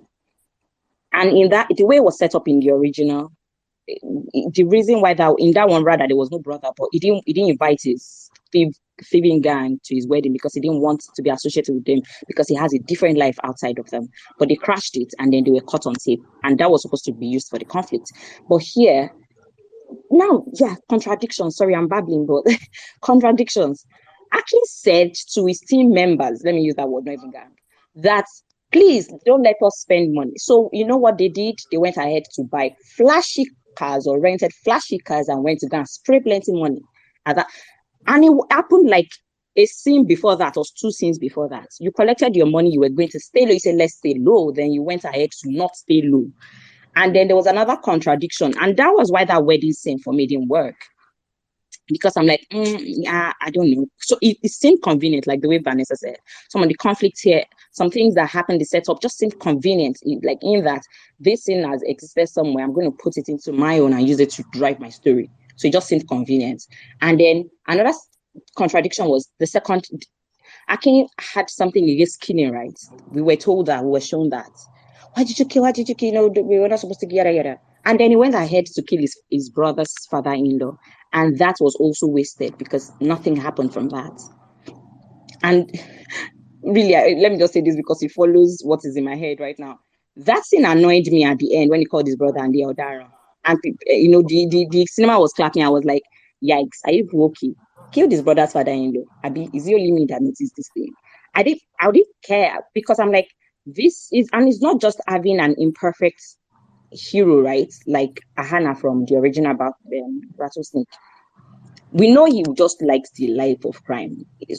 Ahana had his own motivation, but he joined Bad Gang. He wanted to. He wasn't trying to live or anything. He was trying to live to do other crimes, right? But so we know that this guy is a criminal. Please don't pause me. Don't pause me. I will be done quickly. So we know he was going to live to go and do another crime. But here, it just seemed like no comeuppance for that scene, and that scene just seemed wasted. And it seemed like it was there for melodrama purpose, just to make us, pull at our strings and confuse us, so that when we get home, we'll not be thinking about, this thing didn't work. And that's for me majorly about the writing and the plot. I didn't like it. I just thought the third act was the only one that was thrilling. The first two acts, barely there writing for me. And then how they even convinced him, it was so easy. Got his girlfriend to convince him to do the second act. Then he went and got his friend to go and to convince him. Bam, wham, we're done. We've gotten him to go back to life of crime. Anyways, that's for the story. For the acting, I think the problem here is that there was a lot of cost. I will finish this thing. I'll be done. I did not talk a lot during my good, so I will be just quickly 2 lines. There was a lot of cost speaking in here, and it seemed as though the actors were waiting for cues before this, so it looked badly choreographed. Thank you very much. Bye bye. Thank you. Very good. All right. Let's see. A couple of people on the queue. Let's just not waste time. Who had Inka? All right, tell us some things you had issues with. Finally, sorry, guys. You guys call me last almost all the time, but my timing is starting now. I do agree with a lot of things that Elizabeth said, and I didn't really hear what Vanessa said. But I love this movie for what it is, but there are issues. Like what Vanessa says, it doesn't really focus on the themes of Brotherhood as much, because again, this is more Akin's story than it is Wale's story. That may be a good thing for Fowles because he didn't actually get to perform that as much, but that's an issue. Like, there is also what she said, indeed, like, okay, I think the wedding scene, let me just take something from what she said. The wedding scene could work, but they didn't have the setup because, again, Akin and Wale do not really interact in this movie. And we don't really see what is the thing that can bring their animosity so strongly within them. They talked about the thing about like malaria. He went to go buy malaria drugs. That should be a scene that should have been visualized for us. And like, it shows us like there's a betrayal in this, in between something that can actually like set up the contradiction, because human beings are contradictory, and emotions sometimes move our decision. I also love the scene again. I love the ending scene with the shotgun and shot and everything, and I love the fact that they were trying to take a lot of things from other movies with the iron. Did I say iron? Kettle, with the kettle, right? But the kettle normally is on fire, and I just want to understand the question: how did Akin come in? They don't show us any back door. They don't show us anything. They don't show us that. They do show us the kettle, like somebody was already out in the kettle, but the scene that you showed before was of Ayene coming in. No indication that there was somebody in there before. I did say that this is not necessarily, like, I'm not necessarily saying this is a bad thing. I'm just saying that maybe it could have been improved upon. But I understand that this is a popcorn movie and you can't exactly go as much on some very particular writing. But I do think that, yeah, the Themes of Brotherhood was not really that much. It shouldn't have been the name of this, because it wasn't as much explored by the story. And I know it's an action movies. Action movies, you don't go to action movie for scripting and character like that and deep characters like that. This is not what you go for. You go for the set pieces, you go for enjoyment, you go for pop-up, you go for things that looks cool. But yeah, I am a little bit disappointed by that. The special effects is the blood special effect. I think it works enough, but they should have worked a little bit better on that one. But again, enjoy the movie. I thought Adura died. I thought I saw Adura being shot. I don't know whether saw him being shot on the hand, which makes a good excuse for this. But like, I don't. I thought Adura died. Which is Mr. Macaroni. I thought he died. Um, yeah. The ending. Yeah, the father-in-law died, and you didn't exactly explore that as much. Again, it seems to touch the scripting seems to touch on surface things, which is good. I mean, for this action movie, I'm just going to say, yeah, there is some sort of characterizations in it. There's a lot of setup and like payoff in the scripting, but it is lacking in, like, they didn't really give a little bit more depth. Like the first Terminator movie, like, yeah, or Terminator 2. Terminator 2 is amazing. Like, there's character writing, there's all those things, and it's a great action movie too. And it has a little bit more depth to it with the character writing. And I felt like that's what's lacking in this movie as much for the story. So those are many people have already said some of the things that was a little bit of an issue with it. Sometimes the setup for like some scenes are not completely well done. As much as, again, I loved that scene, but you just showed a kettle that was not even on fire, or like you don't even show that there was a cup there, or to give an indication that the guy was already in the eyes. You just showed the kettle. I don't know what that kettle does. There was just, it wasn't even cooking. Wasn't the kettle there when the guy came in on the fire? Like, it just, that setup didn't work as well as it should. So this is some of the things I have wrong with this movie. It's like, yeah, like, it works well, but at the same time, if you think about it, there's some things that like didn't really go very well with it. Okay. Yeah, some of the lines are corny, but again, you need that in an action movie. Sometimes it works, sometimes it doesn't work, and it's cool. It's cool. Yeah, that's it. That's really some of the things I dislike. Also, call me more earlier than next time. Thank you.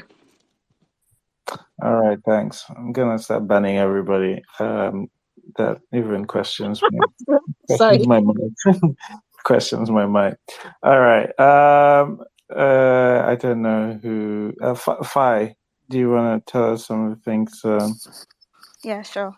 Okay, so the SWAT team scene in which little boys are handling the coke, when the team begins shooting through the door, logistically, I was like, oh my gosh, the children. I was so scared that one of them was going to get hit because it really looked like that. So that was scary. The first heist that they did in the rocket scene, the scene is cut to show it's targeted toward the front of the car, but afterward we see the police car being hit from the back with the cut to make it seem otherwise. So the car then moves forward when ideally it should be in the opposite direction. I would have liked to see nuance in the relationship between Akin and Wale. Some flashbacks would have been nice, especially with the story of Akin stealing drugs for him, how they carried the trauma of seeing their parents killed in front of them, the defining moment between them, what determined Wale taking a different path and decide to hide his twin. I would have liked to see how the denial of his twin brother impacted Wale emotionally.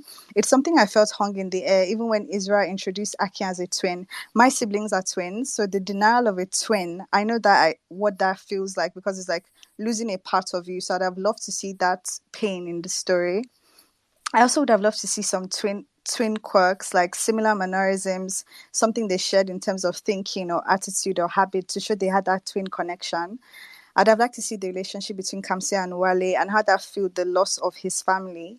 I'd also have liked to see depth in this father and son-in-law dynamic with Officer Daniel and Kamsi.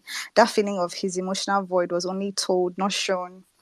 The pregnancy scene between Wale and Kamsi could have been better. I felt the acting was weak on both parts. Once again, with fast-forwarding time, the development of their relationship and the emotional bond of the relationship wasn't there. I feel they lacked chemistry as a couple. I felt Wale's character wasn't fully developed in the sense that it would have been nice to see him use his background in getting ahead and standing out, especially with his hunch about the Ojuju boys. It would have been nice to see him have some form of breakthrough with that idea. Wale said that he made a choice after walking in the same shoes as Akin, but I'd love to see him use those shoes to get ahead in his own world and career, using the skill and wit he gained on the streets to work in his law enforcement. I feel Wale should have been like Akin, only the lighter version, having similar skill sets as Akin, but using them for good. I feel we saw more of Akin's life than Wale's, and once again, Akin was more developed. We barely saw the personalities of Wale's colleagues develop. There was definitely more of a brotherly bond between Isra and Akin. They even had their own greeting, Orphan and Bloody Orphan, similar to Wale and Akin's own. So maybe this brotherhood was really about Isra and Akin because of their final scene together. Maybe they snuck that in to reveal that to us because that's what it seems like. Because we saw the development of that relationship to the very end, especially the display of Akin's annoyance with Isra's greed and how that developed. The scene where Israel shoots Shadow, I feel Shadow could have shown a bit more in the silence after he realizes the betrayal, maybe a sentence that held meaning. Although the smoking of the cigar seemed on brand, I do feel there could have been a little more razzle-dazzle.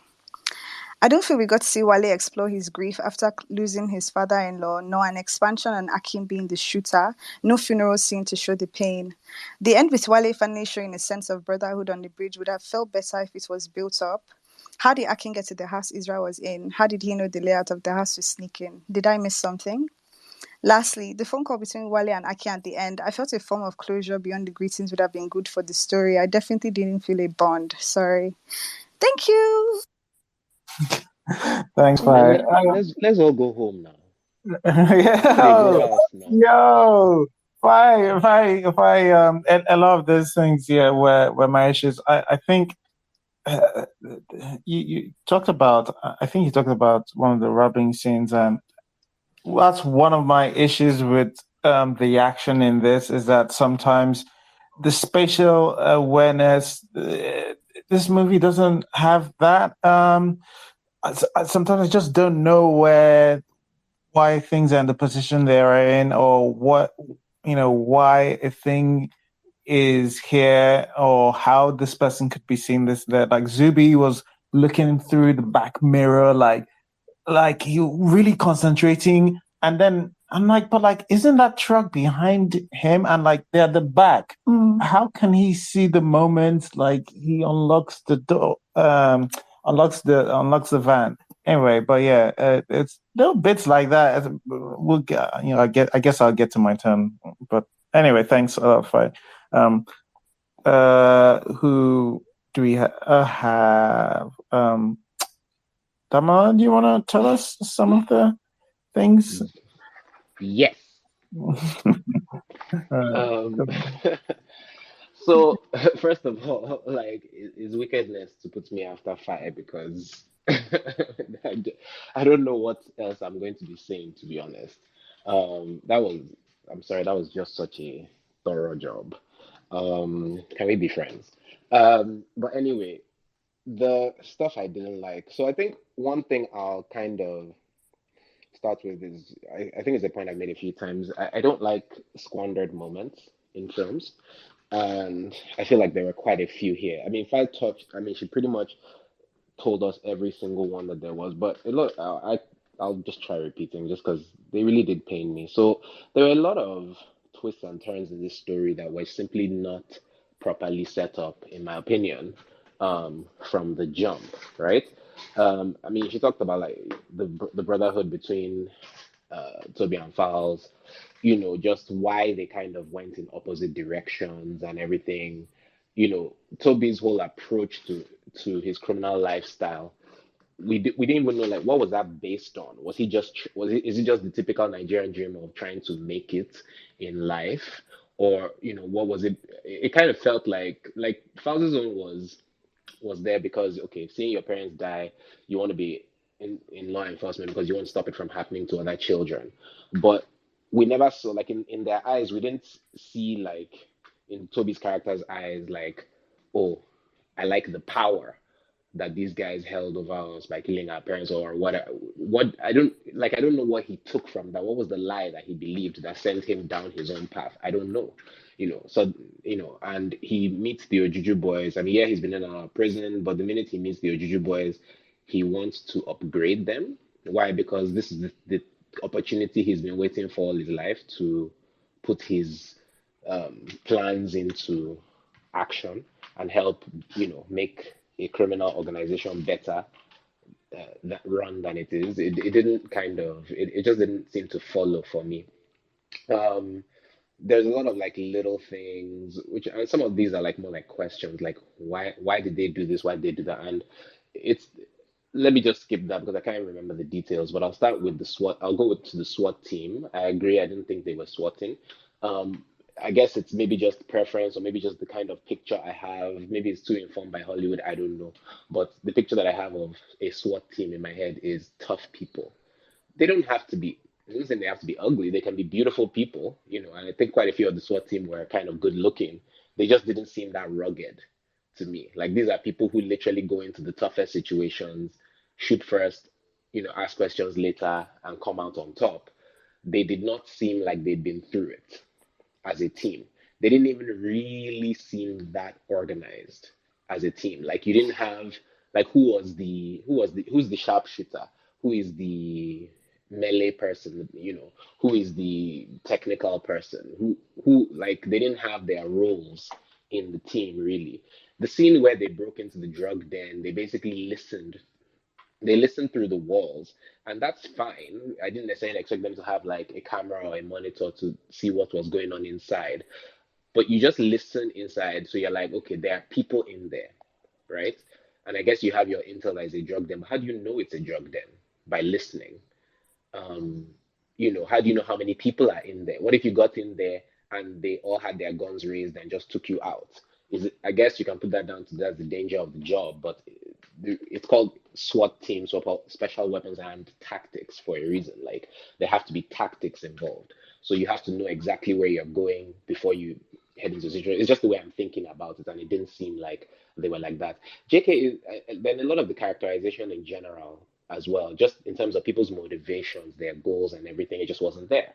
What was JK's problem with Fowles? Just because he's the new guy, he was giving him a hard time. Is he just the team's local asshole?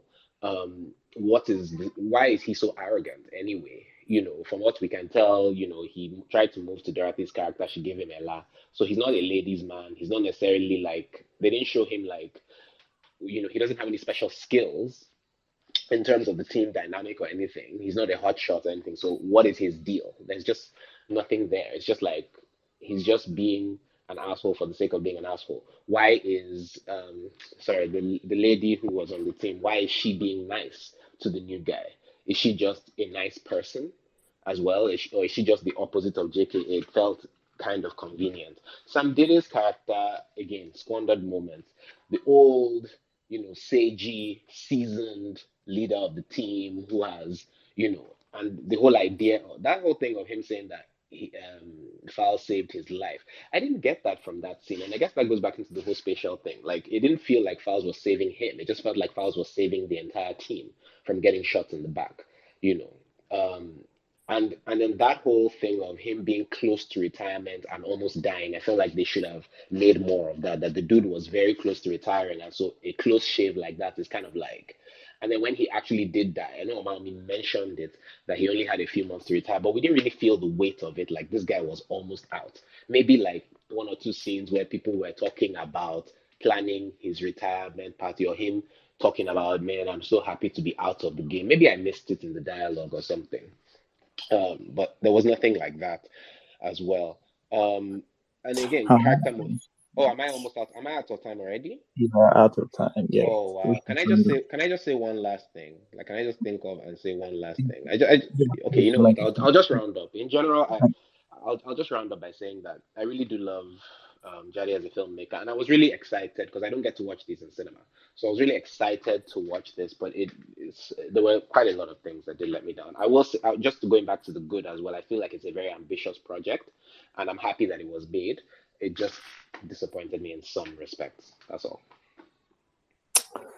All right. No worries. Thanks, Damala. We'll come back if we have time and people have said the things you wanted to say. I was going to say but she's not here.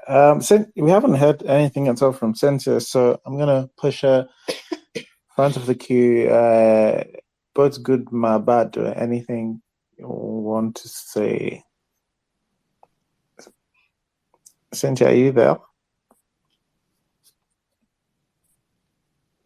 Oh, Adaore is back anyway. Adaore, please, if you the things you didn't like, please tell us. Adaore, if you're there, the things. Oh, sorry, me? Yes, oh, sorry, I just yes. rejoined. Okay, yeah.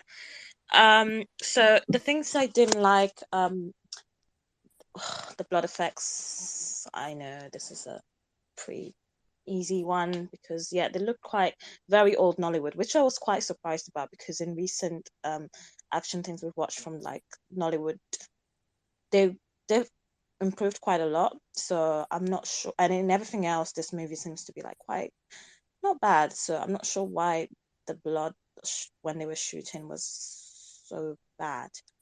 Like almost embarrassing. I'm very confused about that. The initial scene with the SWAT barging in randomly with no care of the children. I assume they did some kind of research about the operation that was going on there. They just literally barged in, started shooting without a care in the world. I think that was quite insane, given that there were children in there. But then I also thought maybe it's staying true to life to the nature of Nigerian police, which is something they would do, perhaps. So in that case, maybe yeah, kudos to them, I guess. But yeah, I just thought that was quite wild, and I feel they did that in another scene, but I forget. Oh, I think in the traffic. But then again, maybe the traffic was at least they were in the car, so they were quite protected.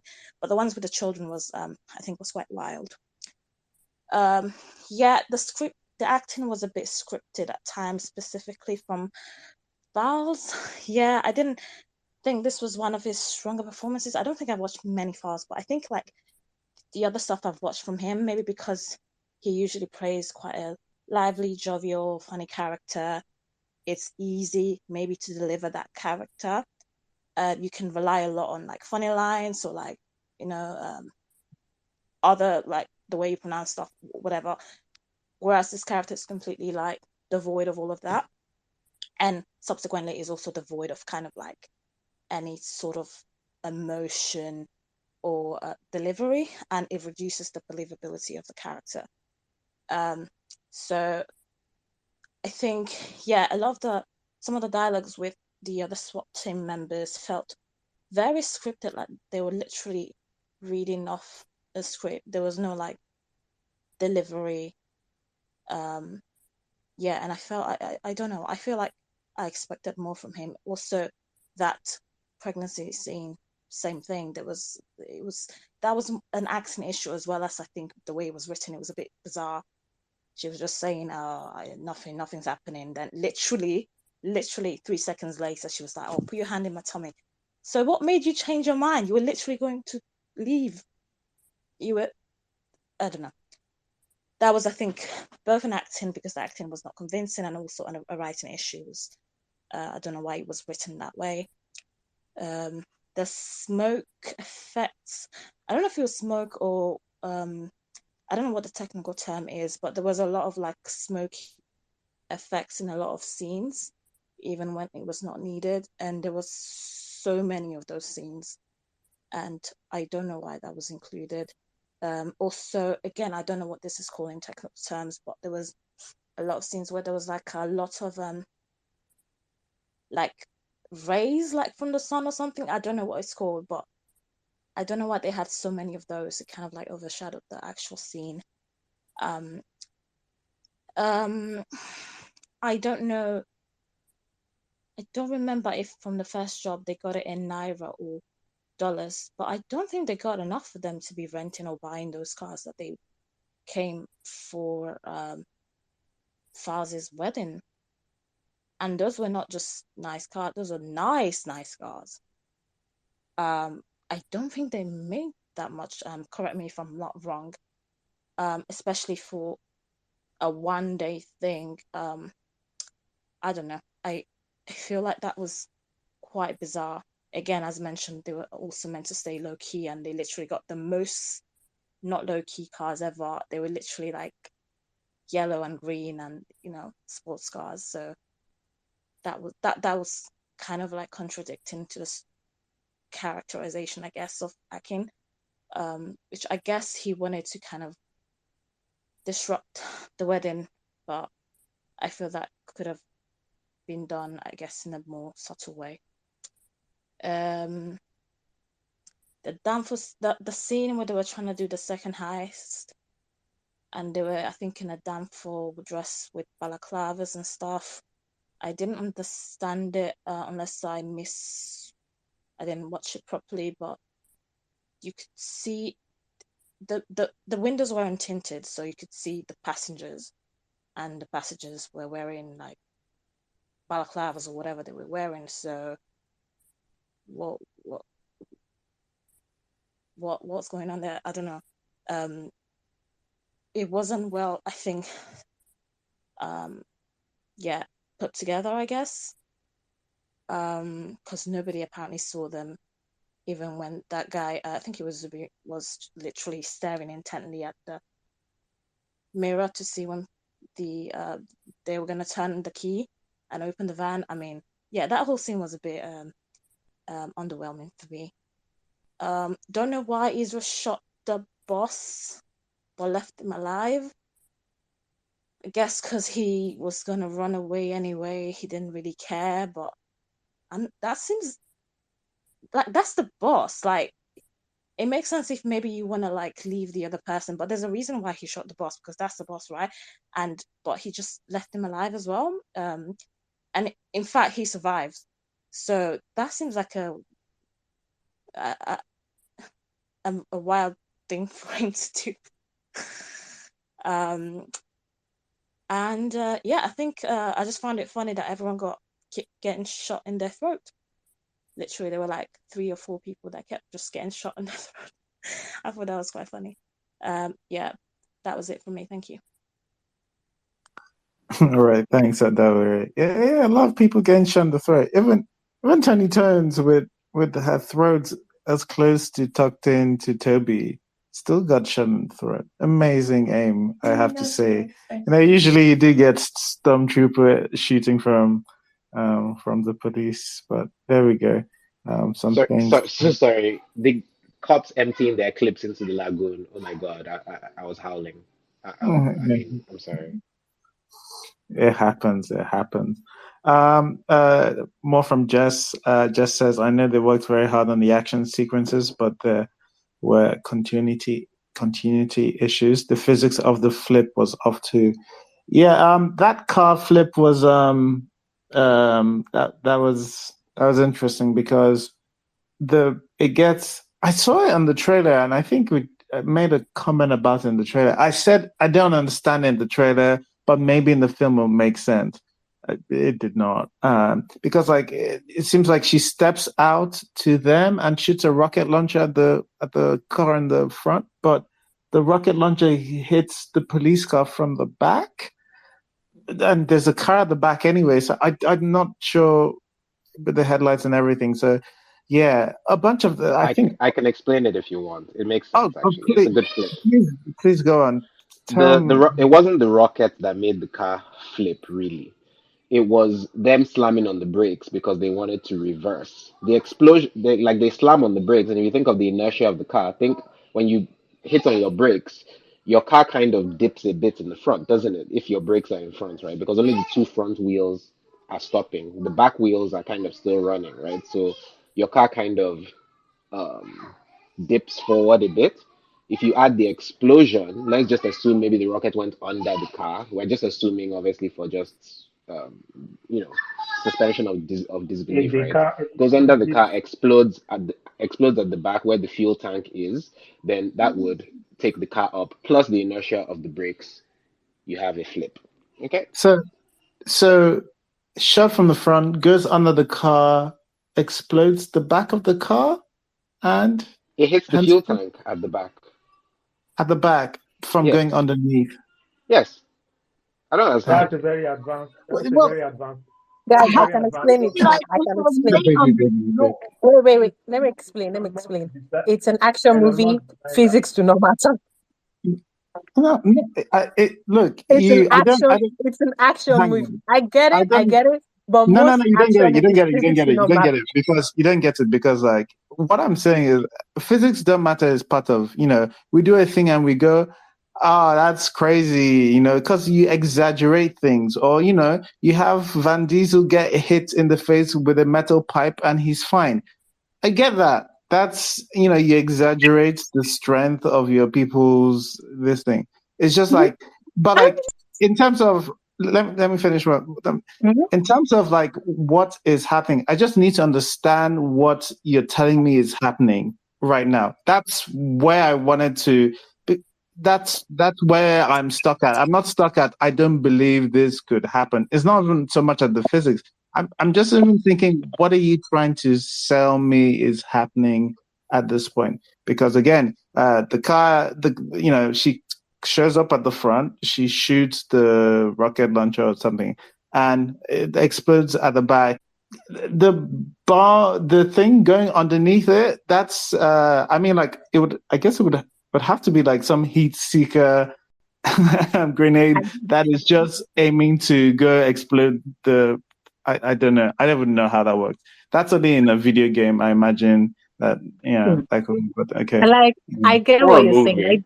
movie. I do feel like they miss like the thing going under. You could just follow the fire and show us that fire thing going under the car, and then it flips from the back.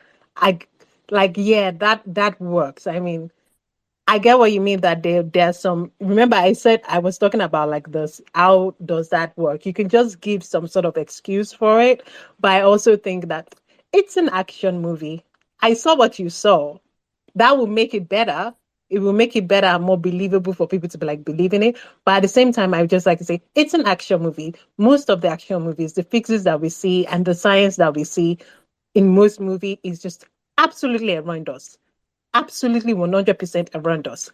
Horrendous. Horrendous. And I mean, we watched Star Trek, Star Wars, and the explosion. You can't hear explosion in space. You cannot. Vin Okay. Diesel captured, Vin Diesel You're used his gun to capture nuclear something. I So think you're going very far. I'm just saying. We're talking about literally if this is basically if I slap you from the right and it shows you falling to the to the to the right, I guess, instead of falling away. Yeah. It's just that just would cause confusion. Like, did somebody else hit you from the other side? That's what I would be thinking. And again, it's it's not a. I just needed to But understand. that can Okay. happen. No, That can happen. I get That that. can I happen get too, that. though. But Hmm? I like understand that. hitting somebody on the left and them falling right can happen too. I understand what you're saying. Like technically speaking, physically it can happen. But imagine, for example, you give somebody a you give somebody a left hook, right? You give somebody a left hook, right? With your left arm, right? You hit them and let's say you break their neck. So like you hit their chin, they turn to their left, which is your right, but they fall towards your hand because you've broken their neck and they're basically just slumping to the ground. They might fall that way as well. It just depends on how it looks, right, on camera. Like Wow. they wouldn't fly to your left, right, No. if you hit them because that wouldn't make sense. Like they wouldn't just bounce off No. your arm to the left, but they could slump to the left, You right? know what? They didn't do very well in like letting people know what is happening, and this argument will not be happening. If they did very well in like that, the movie did not do that, and I would say yes, that criticism is necessary. I'm just saying that people should necessarily not say physics is not working because most movies physics do not work. But yeah, they didn't show the direction of why is it that this flip the back, a flip from the back, like something believable for people. And I can get that criticism, and I think that criticism is right. The movie team did not do that work. They didn't set it up very well. I would say they didn't set it up very well, rather Okay. than physics is not working because Cool. no, Yeah. no Yeah. physics is not working. Movie they didn't set it up very well. I get it. I think we've burnt that. We've spoken about that as far as that can go. Cynthia, I don't know whether you can hear now, whether you can speak. We are waiting for your words, both good and bad, as we have, you know. Yeah, I'm so sure everyone have said. Oh my God, I'm so sure everyone have said my good. So I will just give shout out to my two favorite characters. So the female character, the mystery woman at the opening robbery scene with the umbrella, the machete, the gele with an attitude. I didn't even think, or I cannot remember if she said anything, but I just like her presence. Then I know we complained last week. Was it last week that Zubi is being typecast? But I won't lie. For the first 20 minutes of this movie, Zubi character as Poison was the only character that made me smile. The slapping of Topi's head or Omolo and him trying to pronounce Kakata or Kakaki. Yeah. Then a special shout out to Osio Ukeji. Not because oh god. Not because I liked the role he played as Cobra, but because um I kind of struggled with the film, and the only way for me to continue watching was when I told myself just concentrate on Osi's beauty. And I concentrated on Osi's beauty, and I just kept going. Okay, so yeah. Yeah, the other things I have on my likes, I'm so sure everybody has talked on it. I'm so sure almost everyone has said it. So to the dislike. Um I felt the extras were a lot, and a lot of them were just reciting their lines, and they were stiff, and you could see this in the movie. The action scenes, so like everybody has said, the blood splash after and before every gunshot, because sometimes it comes before the gunshot.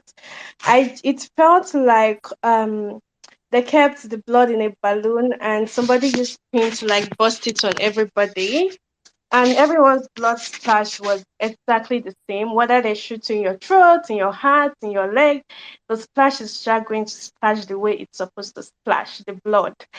Then I also dislike the sporadic gunshots. It felt like they were using machine gun when they kept shooting at random, and I also felt like I was expecting a lot of casualties when they were shooting at random, but it was not as I expected.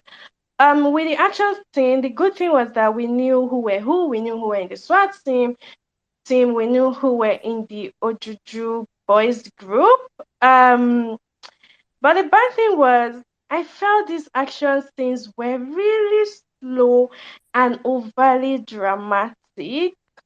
I also felt like the sequence of events that followed most of them did not help because they were slow. My brain started wondering to like, are they doing all these things to show me that? And let's show the viewers we can do this kind of thing in Nigeria.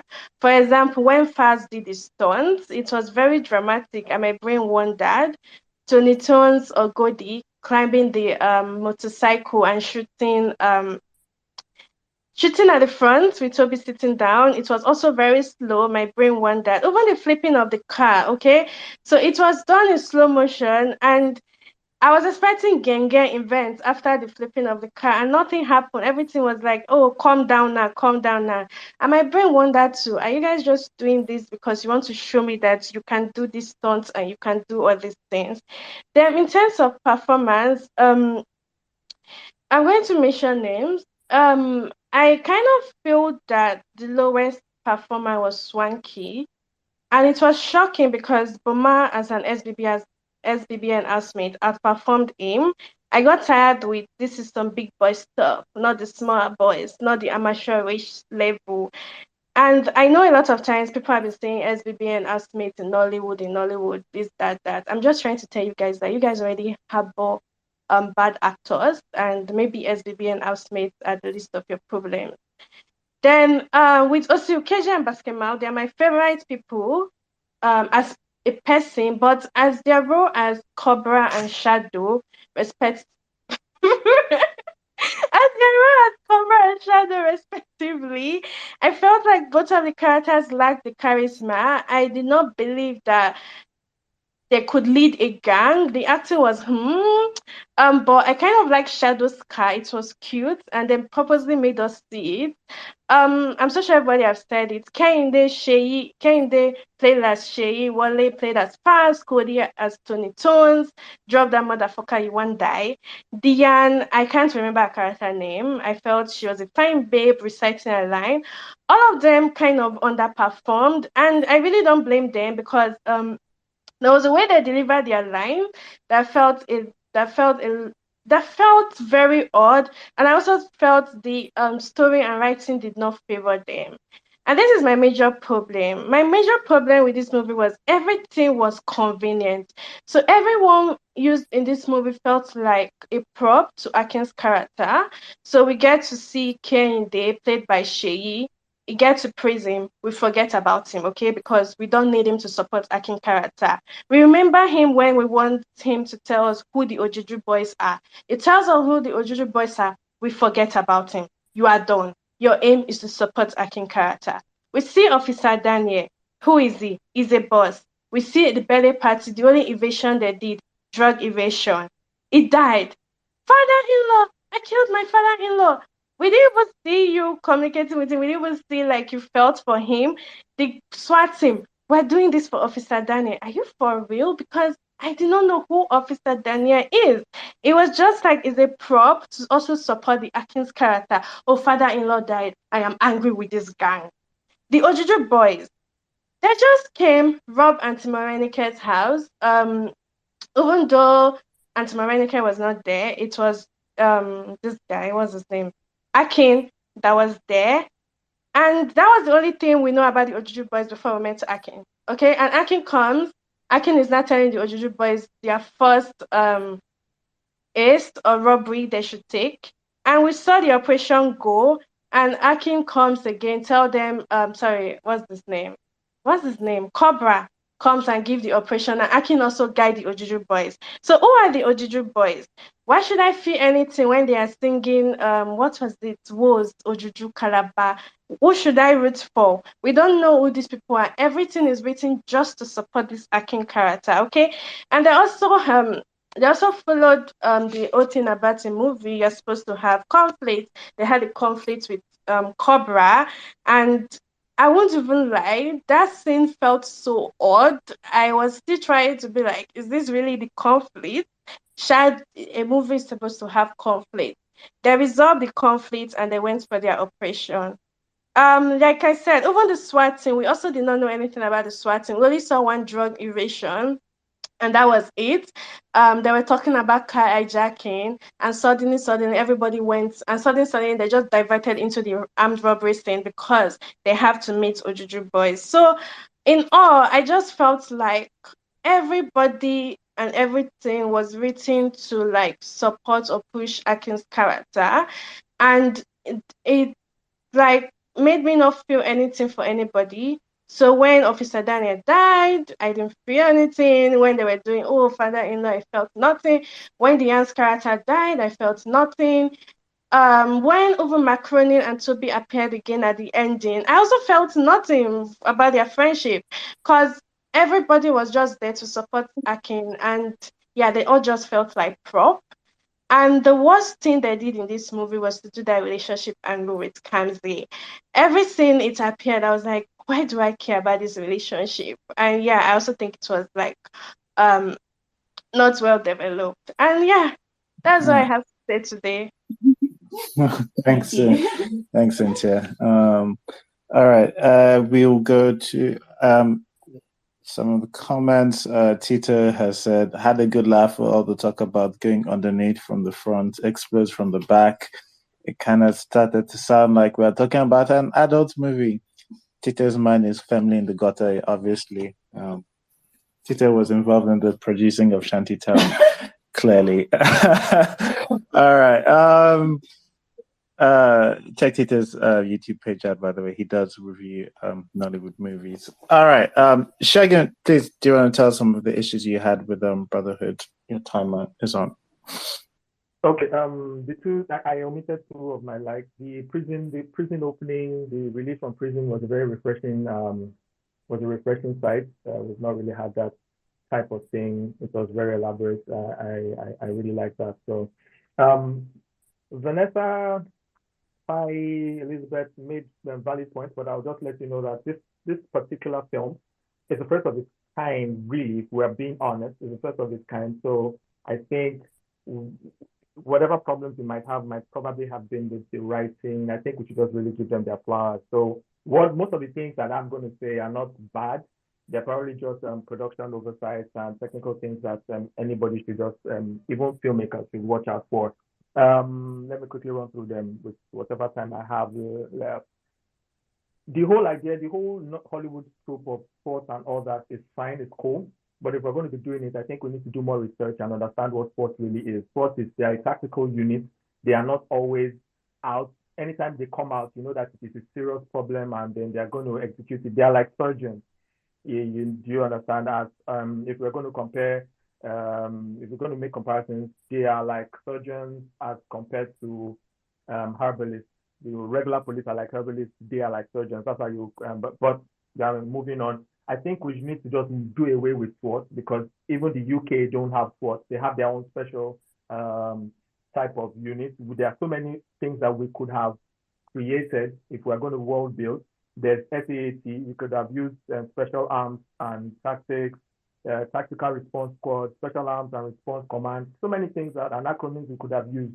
But that is, by the way, the thing where they bust in, people have spoken about that. It was quite really responsible for a tactical unit to bust into that kind of place and with kids, especially when you are holding a rifle. Rifles are usually held at hip level to a certain degree. So I don't understand how none of the bullets hit any of the kids, but that's fine. My issue was before busting in, the stethoscope that they used to listen to what was going on the other side. A stethoscope is pretty much used by safe crackers to listen to the tumblers move when you are trying to crack the safe.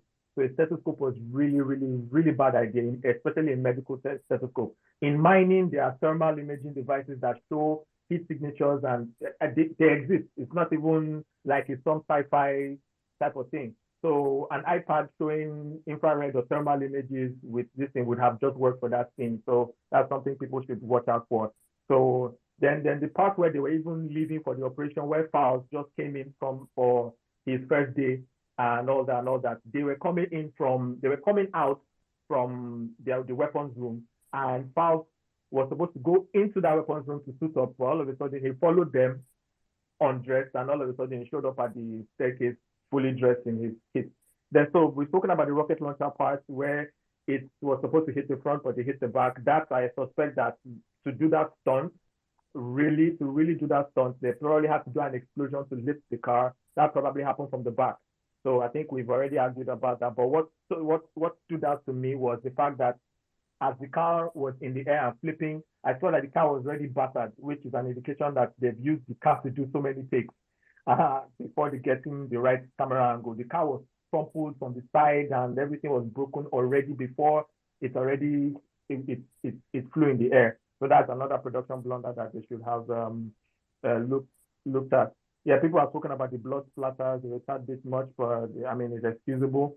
For me, the part of when the second heist, where the bullion van arrived, that was like an error because even in Nigeria, a bullion van arriving on scene will park, they will open the gates, and the bullion van will go in reverse into the compound before they even unlock the thing. So that I don't understand why they were unlocking it just outside. Whether they want to move, I don't know whether they'll start carrying the money from outside the fence into the bank. I don't understand how that works, unless maybe they had inside people, which there was no indication of that.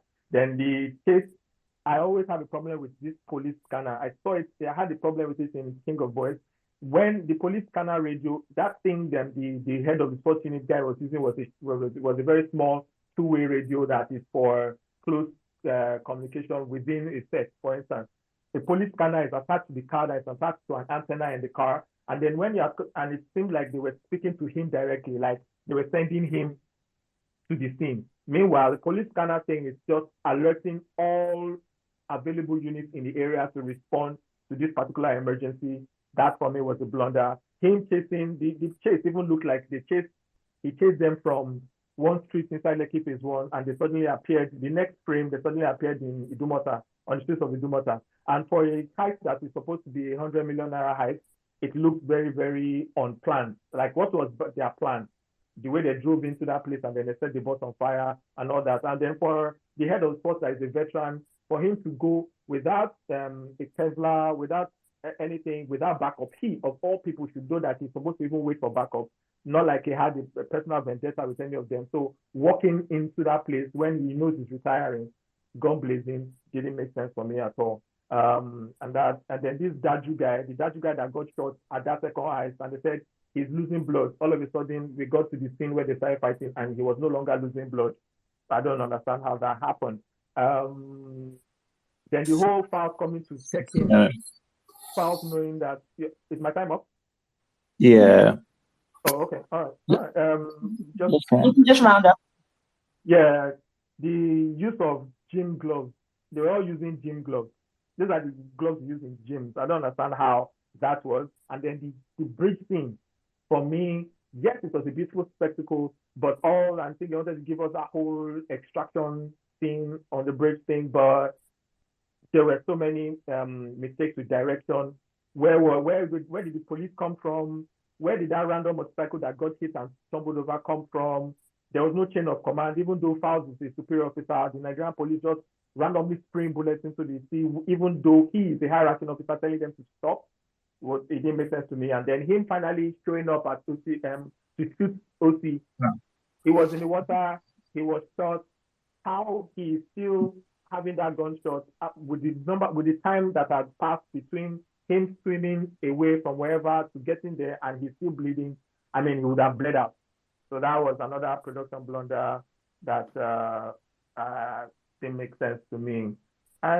Pretty much, that's it. But all in all, for this level, for where we are at in Nollywood, it's an excellent attempt. It did very well. I'll give it, aside all these production blunders, I'll give it a solid 7.5 for what Nollywood has been doing and where they're at now. This is a very good step in the right direction, and I hope that they improve upon it. Thank you. All right, thanks, Shayan. All right, Mo, did you please go on? Okay, I think people have said what I want to say, especially this point. The writing, I think it had issues, and I wouldn't have titled this movie Brotherhood because there was no brotherhood in this movie. It didn't like set anything up to show us that they actually, we knew they are brothers, but you didn't. There was no point. There was no like anything to show that brotherhood. There was no point they could stand together and talk, like, okay, don't do this, to show that there is a heart in this movie, because everything, I didn't even understand why they were sworn enemies, and so the writing had issues, and the road is like they wanted to be, this is where we want to be in the next scene. This thing must happen, this must happen, this must happen. I understand it's an action movie, but your story needs to have a core. It needs to have a heart that your audience would feel, So the writing had issues, and the scene where Toby jumped into the river, where he was shot twice, and he came out alive. I was like, "Are you joking? Someone was shot twice." And the actual time, the SWAT guys, they were there to like monitoring him to come out. So I was wondering how he swam for so long and he was bleeding and he didn't die. Because I was just like, okay, what happened? How did they do it? So that part really didn't make any sense. Someone to be shot twice, I think different places, and you jumped into a river and you were swimming for long. Maybe I don't want to explain anything for them, so it's left to the writers. And concerning the writing, I think I've seen a few of the directors' projects, and what I would say that he kind of like is a star guy. He wants to do thrillers, but they lack writing. The writing always, there's a defect in the storytelling in his projects. So I want him like to do better. To that's just my opinion though. So those are the two things I want to say because I'm not concerned about the technicalities.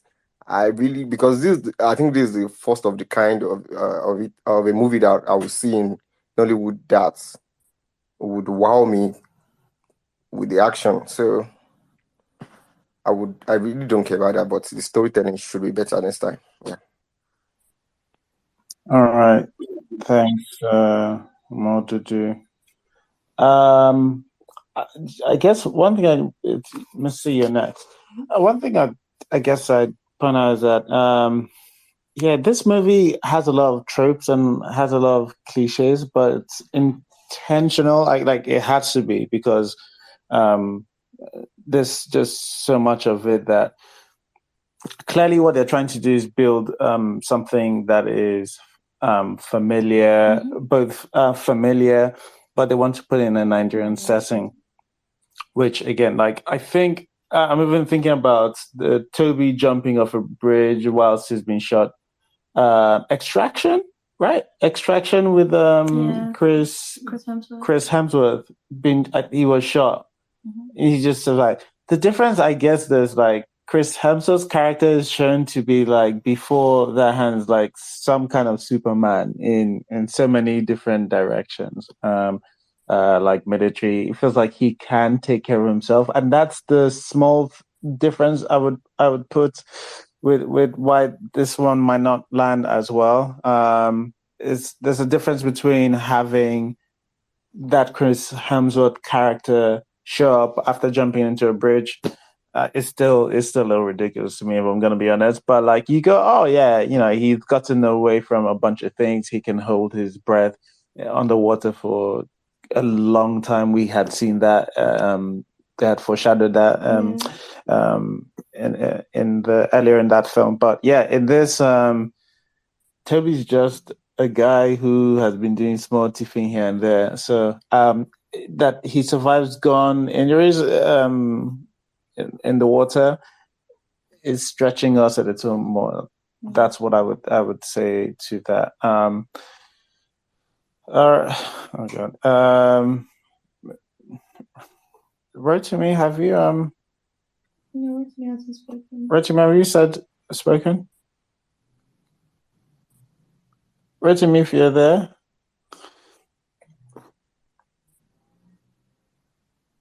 Okay. Mildred, I don't know if Mildred is on. Mildred, if you're also. I beg, I'm on. You guys should just let us have a little fun. Extraction is for dumb people. This film is for dumb people. We like it like that. And nobody going there waiting for it to be so fantastic. I beg. We just enjoyed the fun that people were running around. I mean, Extraction was so absolutely annoying to me, but I still had fun watching it.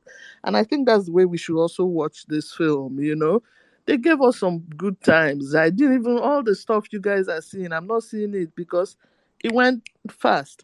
Some of the things I saw was just the writing wasn't so there. I don't know why, because usually Jade is so much better, and then but the acting also, the casting, but it was fun, and that's what these kinds of films are supposed to be. You just watch it for fun and be moving on. And for the first time, I was able to enjoy it like I would just enjoy a Hollywood film that's like it, and say, yeah, this guy has tried. You know what I mean? And all those little mistakes. Oh, it couldn't have been here. Couldn't have. While I watch, I didn't notice it immediately. You notice these things when you go back, unless you're just watching it to look for all these little issues. Oh boy, make we dey chill sometimes too. We've not had this in Nollywood this far. That's gone this far. So I give them kudos, but next time, obviously, the writing needs to be better, the acting needs to be better, the actors need to show that act like they really believe in what they were doing. I just feel that it's only one or two people that did that. The rest were just cruising, just because they thought it was an action film. But hey, I enjoyed it. Unado. All right, thanks, Mildred. This is the bad section. It's going to naturally sound like nitpicky, or people might, I guess, like, yeah, this is the point where you say Yeah, I whatever was understand. I was just bothering trying you. to tell them to shut up. I'm just having fun, really. I love how Mildred is like, yeah, Extraction was annoying as hell, but and I actually understand that. I understand that sensibility. To be honest, yeah, We it don't depends have the on money they what have. Come on, we we don't don't. have the money they have, man. Oh boy, please, please, please, please. People should not make me start shooting up stuff now. The little we have, the problems we have, you know what I mean? They tried.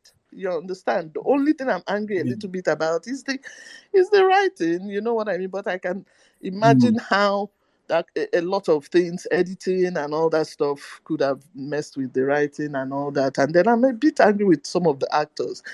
They should get serious, please. If you get a script, get serious. All right. Thank you.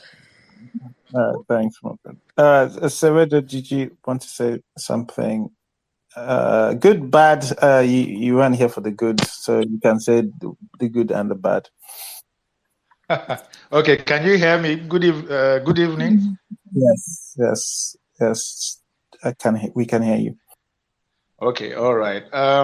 So first of all, I see Loukman himself is here listening. That's the director of the movie. I saw it at the theaters, and the first time I heard that he was the one helming the movie, I thought to myself, okay, that's a smart one from Jade. I mean, Loukman has refined a look for his movies that thrive on some cool atmospheric lighting, camera movement, that sort of thing. And you can see it. You can see his love for Michael Bay, Joe Carnahan type movies, and that's why I think I have to also agree with the last speaker that it's possible people were expecting just a little bit too much. It doesn't mean there shouldn't be some criticism, of course, but I feel that the movie itself wears its, in quotes, brainless action bona fides on its sleeves. It basically tells you, look, this isn't even some City of God thing. This isn't some deep meditation on life on the streets as, say, a series like Shantytown attempts to do. This is just suspend your belief just a little bit, revel in this, smartly microwaved American drama thriller and crime drama thriller, and just let it go. So I'm going to betray my age here.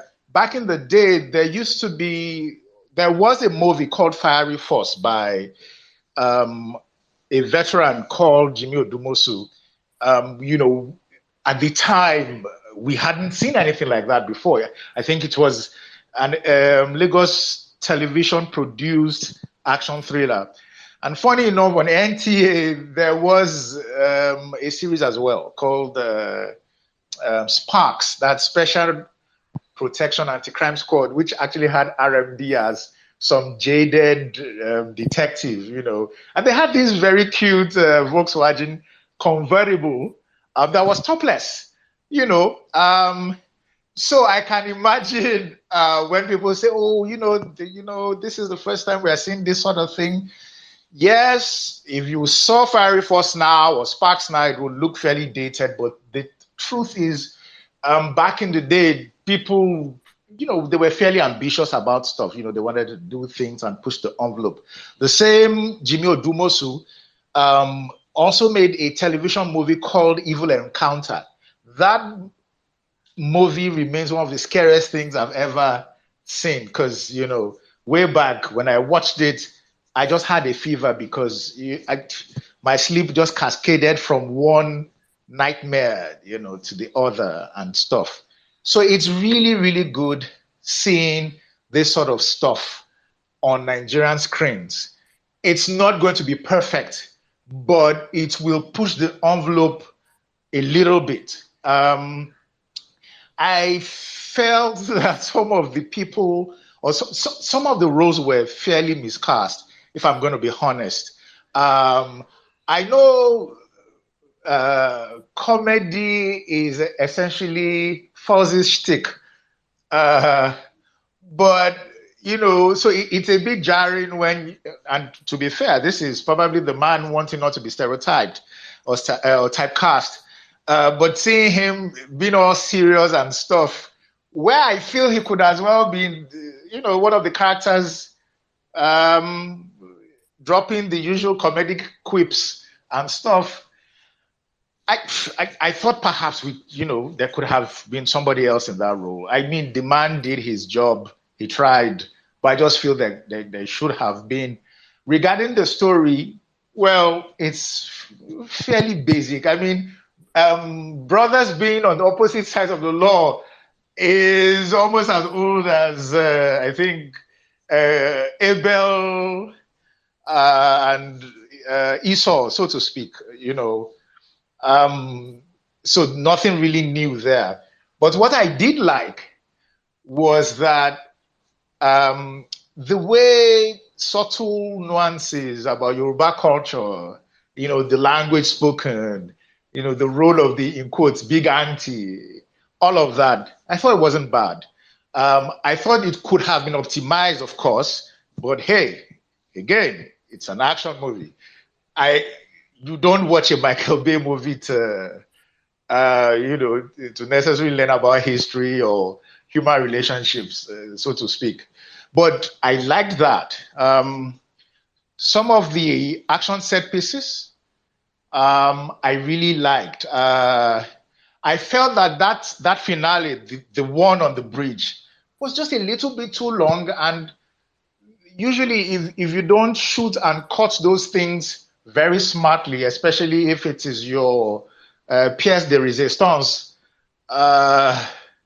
it's not going to carry, the way you really would love it. But again, as the earlier speakers said, sometimes to fully create and execute these scenes, you probably also need quite a bit of money. And I'm sure they didn't have a bottomless pit of funds for this. But I enjoyed it. I felt it was really a valiant effort. If I could, I wouldn't mind a franchise if possible, even though I suspect that this news about Jade doing something called Gangs of Lagos or something might just take the tone or the narrative direction that Brotherhood has taken. It was good as usual seeing some of the guys there. It was nice seeing Macaroni. It was nice seeing Tony Tones. It was nice seeing a lot of people who really did try with the material. I think it was a valiant effort by many people, not least the director. Obviously, as you know, as it's obvious, I'm a fan. He's done well, and I feel I would really more of his work on Nigerian material. But when I saw it in the cinemas, I wasn't disappointed. That final shot, no pun intended, was really nice and something to leave the theater with, So kudos to those who've done this, and hopefully they will pick from some of. And again, that's why it's good Loukman himself is listening. It's really good for them to know that. Well, to be fair, Nigeria has many sophisticated viewers who are not just there for the gbas, but also looking at other measures of creative pleasure, whatever it is they want to gain from stuff like that. So kudos to them. When I left the theaters, I think I gave it a 6.5. And I think that's they really tried. So that's my 2 pence. Thank you. Thanks, Sorojo. All right.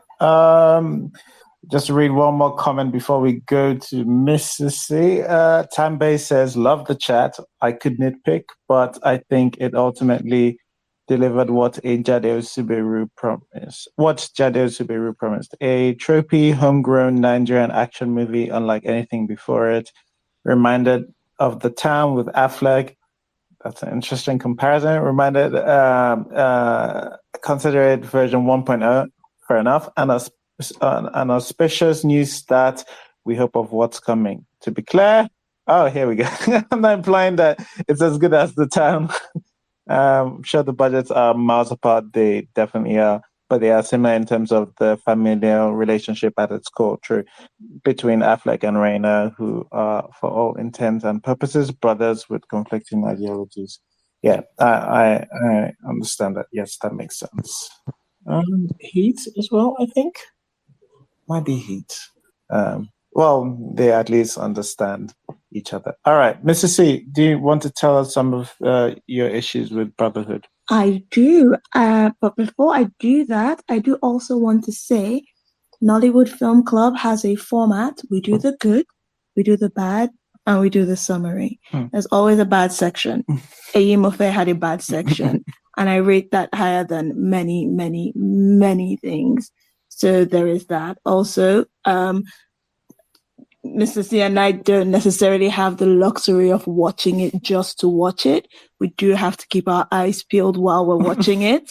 No, we're not going in to nitpick or to shit on anything, but we do have to keep our eyes open, or we end up having to watch something 3-4 times when we don't necessarily.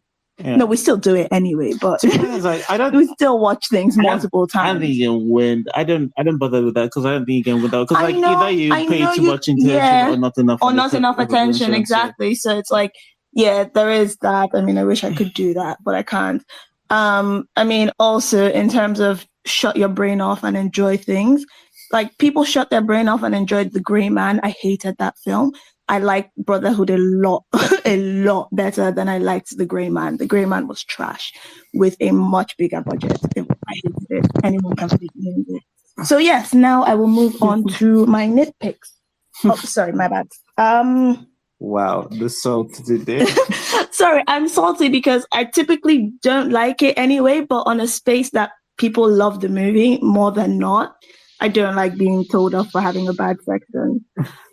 Anyway, for the acting, Falls was a letdown. Everyone said this, and I'm someone that likes Falls as an artist, as a musician. I think even personality-wise, I like him. But he was a letdown. He was not good in this role. He didn't have he couldn't carry a co-lead like that. And he was acting, his co-lead was Toby, right? Which is just not fair. Other weak performances, we had Dora, Diane, Swanky. Those performances were weak to me. I thought some of the effects were badly done, and the blood was the worst offender. I still remember seeing the blood hit a guy before the gun went off. And yeah, it just happened. Slow motion was used in places where it ended up meaning nothing. We see them coming out of the car, it's in slow motion. Shooting a random police person is in slow motion, and it starts losing effect. The opening scene, I understand wanting that shot of the kids standing next to the dead bodies and, holding on to each other. I think that could be a powerful shot, but I feel like it was misplaced in this film because there was there wasn't that much put into showing the bond between the brothers, right? If we had come back to revisit this bond, if we had tried to fix it, if there was something, then that makes sense. But we go from that to we're adults and we hate each other, and there's very little attempt at reconciling it. So that shot didn't seem like it belonged in this film. I feel like if I had seen them in childhood, I think a film that I didn't like, but I thought did this childhood bond thing was the setup between Grace and our two leads, because we had this scene of them in childhood and one of them getting in trouble and the other one bailing her out and fighting, and it kind of set the tone for the rest of their relationship. And I feel like something like that, even including OC's character, because it was supposed to be their friend, I feel like that could have had more impact, but I wouldn't, it's not that I'll tell people what to shoot. So to the story and the plot and the writing, I think I already said there was no depth to the relationship between the brothers. It seems like all we ended up getting was you're a criminal and I'm a cop and still I hate you, despite being my twin. And there's not much backstory. I tried to steal malaria drugs for you, and I go into prison, because it didn't seem like much of the resentment was even on Toby's side. So there wasn't much depth to that given. Got a bit of confusion about the Ojuju boys. Are they small time? Are they big time? Because they have a sophisticated carjacking operation, but they're also content to just rob poor communities at first. Like, it's never occurred to them to go big before Toby shows up. Fair enough. In my likes, I said I liked that the first heist took 3 months to plan. I like that there was, that thought put into these things are not going to be easy. It's going to take time. But then we have the second heist, which is a much more dangerous one, much more high profile, and they do it in a matter of, I can't even say weeks, but it was done very shortly after it was proposed, which, didn't seem to work with how they were operating. We spent all the money on our brother's wedding, so let's do this dangerous heist. Okay, that's somehow for motivation. I know that the second heist was supposed to be a bad idea, but it was also quite badly plotted. There seemed to be more care put into the plotting of the first heist than the second heist. I will admit, I rolled my eyes at the getting the team together trope, but then when we didn't show the planning the heist before the heist trope, I was disappointed. So I guess I'm fine with my tropes as long as you put all of it in there. It's not, I don't know if it's necessarily a bad, I just think it would have been nice to see the make a plan and then the plan goes wrong and then adjust the plan, if that makes sense. Because if we're going to make it a heist, show me all of the tropes. But yeah, I found the heists themselves underwhelming and some inconsistency in characterizations and motivations. Like, they were dropping bodies willy-nilly and it seems inconsistent with how they were planning initially. Because when Akin starts trying to sell the plan to Shadow is talking about how heavily guarded things are and all that, and Akin sells it with Loukman no one die. So it seems like the plan is the threat of death will make Loukman more cooperative, but there was no time to even threaten. We're coming and we're popping. And so that, there was some writing inconsistencies that I found. That I didn't like as much. Okay. All right. Thank you, Mrs. C. Jeremy says, I agree. I thought this was an hour ago. Sorry. I thought Izzy and Kala's relationship was what I wanted from the brothers' relationship. All right. Okay. The things I had issues with. Okay. I'll try not to repeat anyone's stuff. I don't have. Fog Machine. Yeah, I think somebody mentioned it. We could use it better, and we could use it more strategically. It seemed like it was in every room. Just coming off of Shantytown, where that was also an issue. I think Cynthia said a bunch of things about extras not really pulling it off. Yeah, there are too many extras who let the thing down, and it was weird because when it starts off with Deomi, who is basically an extra, and honestly I thought he did that role very well for all of the 12 seconds he was on screen. I thought he did very well. It's not a Deomi being afraid of people. Someone is not a Deomi we're used to seeing. He's usually Deomi. Am I calling him? It's because I just saw Deomi. Sorry.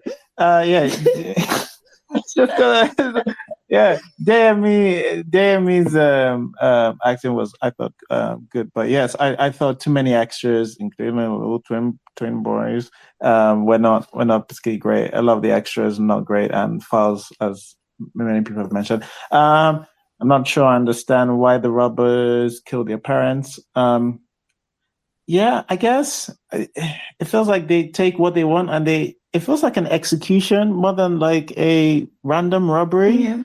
I don't know whether that was intentional, whether that was what it was meant to be like. And then people say for for Toby's character to go on to be an armed robber essentially is a little it's a little messed up. Maybe he hated his It's a little parents. messed up. Yeah, He was inspired. Yeah, maybe he did. One of those kids was smiling. So maybe that was Toby growing up to be a serial killer, or I don't know. Anyway, falls. I'm not. Dialogue is. Fowls. But yeah, Fowl's entire dialogue is built by tropes. Okay, it's not bad. It's just like it felt very bare bones. There were times where like he's doing what somebody would use, but in a parody. Not like when you do a thing so much. Again, the cliches aren't bad. It's just after a while, some things get so overdone, like I'm talking about specific lines, by the way. I don't have them here, so you're just gonna have to believe me on it. I'm not sure what it is about Swanky, but his performance wasn't great in this either. False's ringtone was annoying.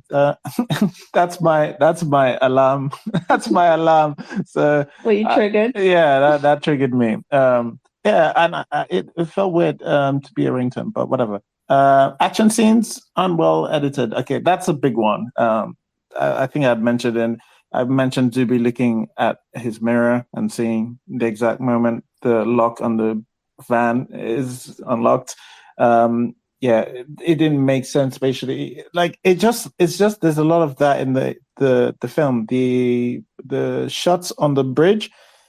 I know, like, hey, it's Third Mainland Bridge and we've closed a part of it or a lot of it. I'm not sure what it was, but like when they were shooting, I couldn't tell who was where and what was. I didn't know what they were shooting at. I didn't know the positions of anything. It's just confusing. It just looks like, I feel like and again, I don't know the logistics of what it takes to stop Third Mainland Bridge, but it just seems like maybe if you couldn't do this, you might as well have done it anywhere else and just had the close-ups, because I couldn't tell where anything was in relation to anywhere else, in relation to the Third Mainland Bridge. Might as well have just, yeah, that's what it felt like anyway.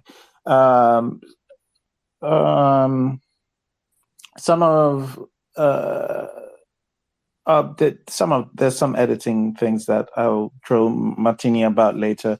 Fast forwarding in places and sometimes slowing the frame rate. I'm not sure it always worked. I thought Sam Dady's death was funny, but I think that's unintentional. Toby tackling. There's a part where Toby tackled what's it, OC. I thought that was it's the only part I felt the tone didn't feel right, didn't merge, or the shot and the tone didn't feel right with the rest of this. Because I think what this does well is just it keeps that tone very well with almost every action. But I think the shot is wide and there's a lot of quiet when he tackles him. I'm not sure you even hear the hit. But yeah. The other thing is Basket Mouth's character. I like Basket Mouth's performance, but Basket Mouth's character I don't buy. The democracy thing, put your hands up, that just doesn't seem right. On Who Wants to Plan for a Boss, yeah. It feels wrong. Also, Toby pointed a gun at him.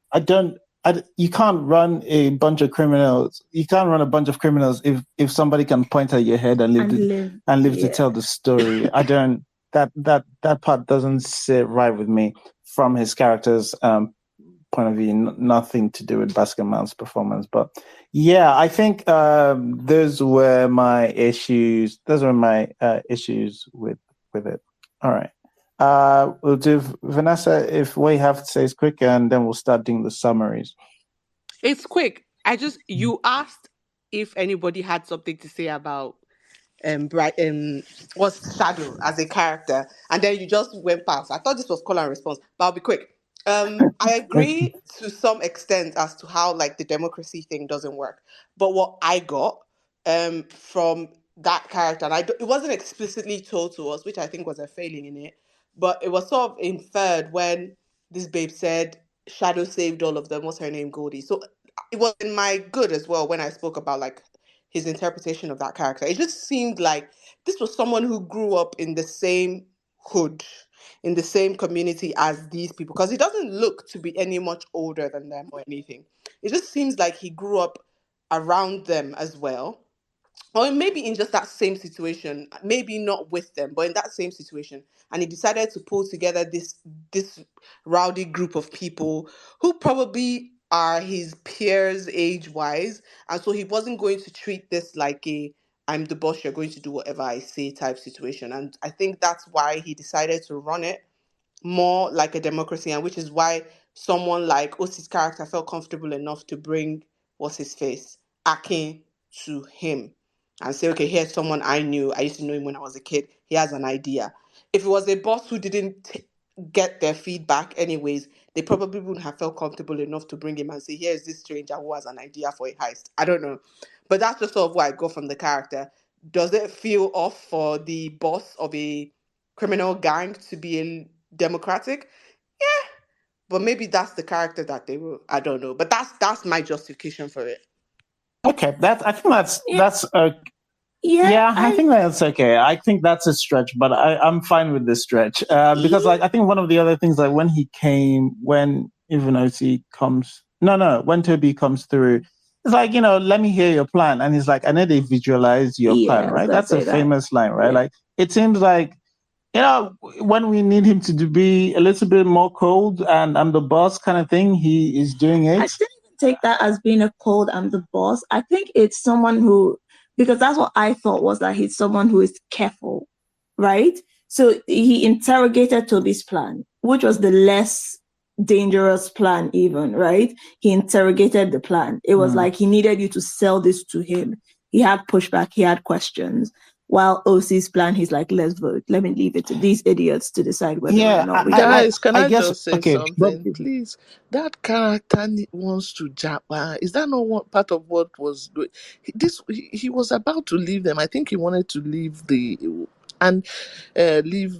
whatever it is in this country and fly. Did I get that wrong? That's number one. Number two, it's Toby's character that's bringing the stuff to him. They can't do. He knows they can't do it without him, because all of these people don't seem to be as smart as Toby, and I think it sort of shows they were doing. I don't think the kinds of criminal stuff they were doing before Toby came was, that kind of huge stuff. So you can imagine that they are getting 5 million and it's so much to them. So I feel that he didn't kill him. It means, you know what, I need this money, let's get it, I'm out of this country. I don't know if I got that wrong. I thought I heard it somewhere, and I think that's why he didn't shoot Toby, because Toby, he needed Toby to be able to finish that second heist or whatever it was. He's actually really a daft person. That basketball character. It's petty. It's a petty. He's not one of those like big time. I don't think they were trying to make him like a big time criminal person. Especially when they're getting so excited about the amount of money that they were getting. You understand? Yeah, I guess so. Yeah, it's still was meant to be dumb though. Yeah, it's just there's no part of, because I guess I wasn't so even excited about the way he played it. I see you guys are, but the thing is, I think the way they built it, I don't think, when you compare it to like Shanty Towns, Chidi Mokeme, I just felt that he, or maybe I'm wrong. I just felt that it was clear there that this would be his last heist or whatever, and he was getting out of the country, and he needed to be. So why shoot somebody you need? Why shoot somebody you need? About the principle. I actually, when I was watching that, I felt he would kill him after. after he Yeah, got or the something. money. Yes, Yes. if you'd have tried this, Yeah, or if they would but have shown him being like, okay, we'll let him do this, but I have plans. You know that could have Yeah. actually been a Okay. reason for what's his name, OG's Osiri, character to shadow, to yeah. kill him. Like, oh, like let it be like he's But also, he protecting. gave Toby a choice, right? Even after all that, he gave Toby a choice. Mm. Because when Toby put the gun to him and he said, "You better shoot me," or Oh, like, if yeah, yeah, exactly. It's like if you shoot me, if you don't shoot me, you go you'll die. die. You get. I thought that line was hard. I thought, yes, this is what But it you've is. If got you're to gonna follow point the gun at the through. boss, you have to follow through. Like we are just And like then he's given Emefiele in the this country. choice. We never just do what we say. You know, our criminals are the same. But they Because give him a choice. They let him leave. yes, You get? No, They let him leave. It's Tony Turn's character that goes, "Come, help us with this heist. We need you." They yeah, actually let him leave. yeah. yeah, So, yeah. All right. but yeah, we're laboring over things not worth laboring at this point. All right, let's do the summaries. In terms of let's roll into the summaries. I know some hands up, but you can say what you want and do your summary as it goes. All right, okay. But yeah, since we have you on here, Mildred, do you want to tell us your overall gist of this Uh, of the Brotherhood? so I enjoyed myself, and that's how these days I watch films. If I enjoyed watching it, even though I enjoyed the trade, like I've told everybody before, so much more. I think they went where most Nollywood films have never really been, and they were serious enough to try. What just made me a little bit sad is that I felt that some of the actors didn't bring it, and then sorry for them, Toby brought it and made them all, a lot of them, look silly, you know. So I guess this will teach them a lesson, because really, I know they're going to be comparing this film to The Trade very soon, and it's going to be so stark, you know, the acting. As compared with The Trade, it's going to be in everybody's face. Maybe not, because we all like different kinds of things, but for people, certain kinds of people, they will see the difference in the acting from both people. But generally, I had fun watching it, and I think it's the kind of film that you were just supposed to have fun watching. And I didn't stop to start looking at what some of the mistakes were and all that, which is a good thing for me, especially when I'm watching Nigerian films, you know. So that's it. It was good. All right, thank you. Thank you. Obin, thanks, Mildred. Obin, please.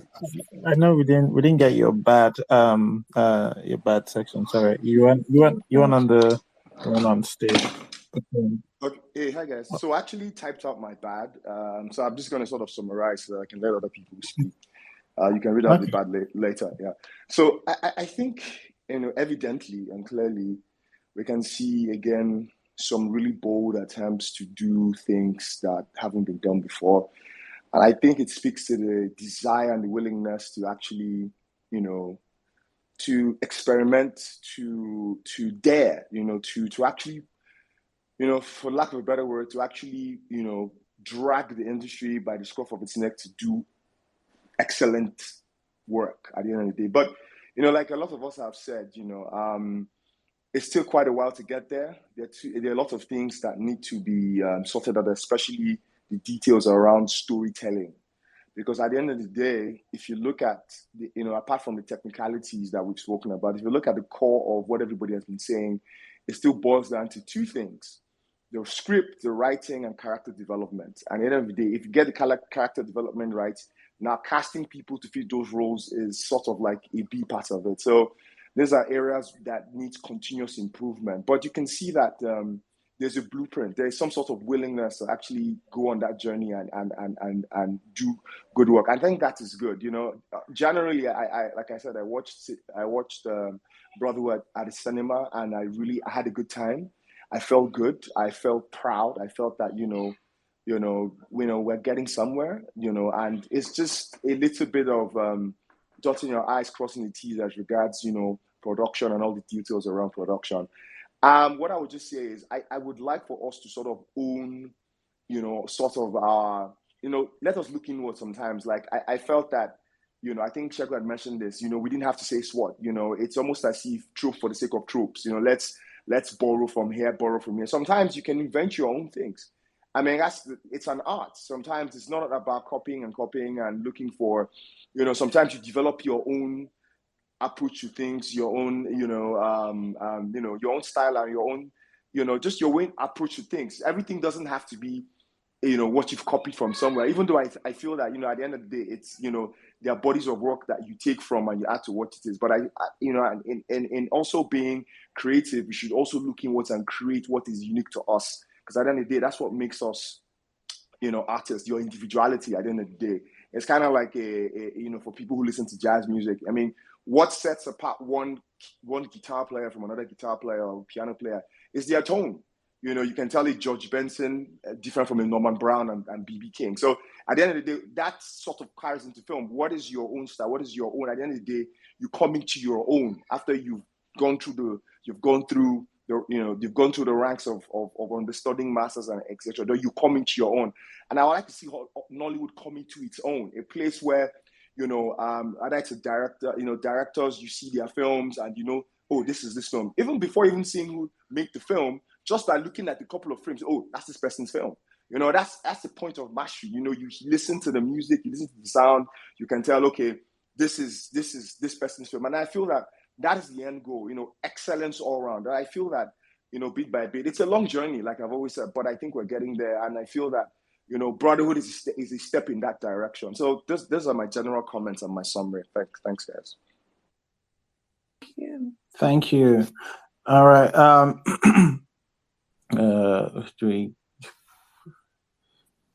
Somebody I've noticed who hasn't spoke. Oh, yeah, it's Rotimi. Yeah. Okay. Hello? Can you guys hear me? Yeah. Yes. Okay, so I'm just going to say there's only one key thing. I saw this Brotherhood twice in the cinema. I still saw it again when it came out on Amazon. So there's only I want to say, like, I can't go to a list of bad. I'm just going to say one particular point that has been bothering me since the beginning. And I get that this has been a very ambitious attempt as far as all of us. I appreciate where Nollywood's production is going to, but these things are still about stories, about characters, about emotions. So I only have one. I don't think it's more like a question. Your two primary characters, these two twins, the name of the movie is called Brotherhood. Your very first scene, you kill these people's parents. Like literally an arm robbery scene, you kill the parents of these characters right in front of them. So one character becomes a policeman, one character becomes an arm robber. But that scene has no bearing on the plot, has no bearing on the characters, has nothing. It just happened. And it was a great scene. So I'm like, but that's the first scene. So this is basically, you're giving me these two characters, their origin story. So I'm like, and one person chooses to become a policeman. That's understandable that a Fowles became a policeman to stop the kind of people that killed his parents. But why with his brother? Now they explain it in this, his aunt explained to Fowles that, oh, because he was trying to help him because of the malaria drug and he got locked up awaiting trials. But I'm like, okay, then why is this scene there? What purpose does it serve other than spectacle? So there's a lot of great spectacle, there's a lot of production value, a lot of great camera work, a lot of great things were done. So, but it has to serve. Does the production serve the story, or the story serves the production? Which way is it? Are we trying to tell the story? Then we're going to put all the things that we need to tell the story, or we're going to do a production, and we're going to take parts of the story and make it work for the production? Because you start it off with this it's literally, that's the origin story of Batman. You kill Batman's parents in front of him, and he becomes a vigilante. So you're telling me that Batman has a brother and becomes the Joker. Why? What's his motivation? What changed in his own life that after seeing his parents get killed? So if it doesn't serve any emotional, doesn't serve anything to help the characters grow, and it doesn't have it's not going to weigh anything inside the plot. They are not even going to have it. I'm like, at least if Fowles and his brother had a discussion about, like, how can you become an Arab after what happened to our parents? There's no discussion. There's nothing emotional about. They don't have a conversation like that. So it's like, okay, what am I watching? So it's great to watch the gunshot and action. Action is great, but can action just be for action's sake, or does it have an emotion? Can it be part of the story? Can it be part of the things that move the story forward? It's not just action for action's sake. You killed these people's parents. Why did they choose the paths that they chose? So that's all I have to say. But like apart from that, it was an ambitious attempt, and we it's more kudos to everybody behind the production. I saw one of the stuntmen, the guy that actually fell off the bridge. I think his name is Director Touch. Loukman was even part of the space. I don't know if you guys didn't see him. I would have liked if Loukman came up. He was part of the space earlier. I don't know if he's still here. I'm just like, it's just they're trying new and better things, but it still has to serve. These things have to serve the story, and if not, it's just big explosions for spectacle's sake. We're doing mayhem, and it doesn't serve any purpose. It does not. It doesn't have to. But you are the one that introduces it. You introduce it. You introduce that scene. This is the beginning of the story of our story. They killed these people's parents in front of them. One person became an armor, but one person became a policeman. Why? What's their motivation? Where's the conflict between the two of them? Nothing. We have armed robberies and we have a police force. And okay, but great attempt. I yield the mic. All right. Thanks, Rotimi. All right. Actually, starting the summaries now. Shagan, you want to start us off? Oh, okay. Like I said, everybody has made valid points. What is very important for us to understand is that Nollywood does not have experience in this field. When I saw the trailer, like I said, I was blown away, and I'm like, okay, this is cool. And then I saw the director's name. I said, I've not heard of this guy before. Then I went to his YouTube page, and I got lost in everything he has done. So he has experience in different things, in chase scenes, in fight scenes. So he has been honing his craft, so to speak. So I knew that, okay, this movie will not be cringe like most of the things we've been watching. And I went to the cinema. I watched the first time I watched it was in cinemas, and I was blown away. So I'm saying that it was dope. All the issues we've had, I think, are probably the writing and all that. Yes, and like I said, in my own section, I'm not saying those things were bad. I'm saying it was oversight based on the fact that because we are not used to this level of production, with this level of production and attention to detail, it's easy to overlook certain things. And obviously, people will improve. But the most important thing is that it was done. It was done to the best of their ability. The producers did the right thing. They looked at this person's portfolio and said, okay, this person has what we want. And which is what I've been saying. We should, Nollywood directors and producers should do this. They should do little stuff. It doesn't matter. Do short films in a space that you can control, so that do something like 10 minutes, so that all the extras, you have control over so many things and learn mistakes on a smaller scale so that you scale up. That is what the person that directed this thing, that's what he did. Because I think he started off as a sketch artist or something. He's a sketch artist. It's not like he went to one film school somewhere. So he built his craft up.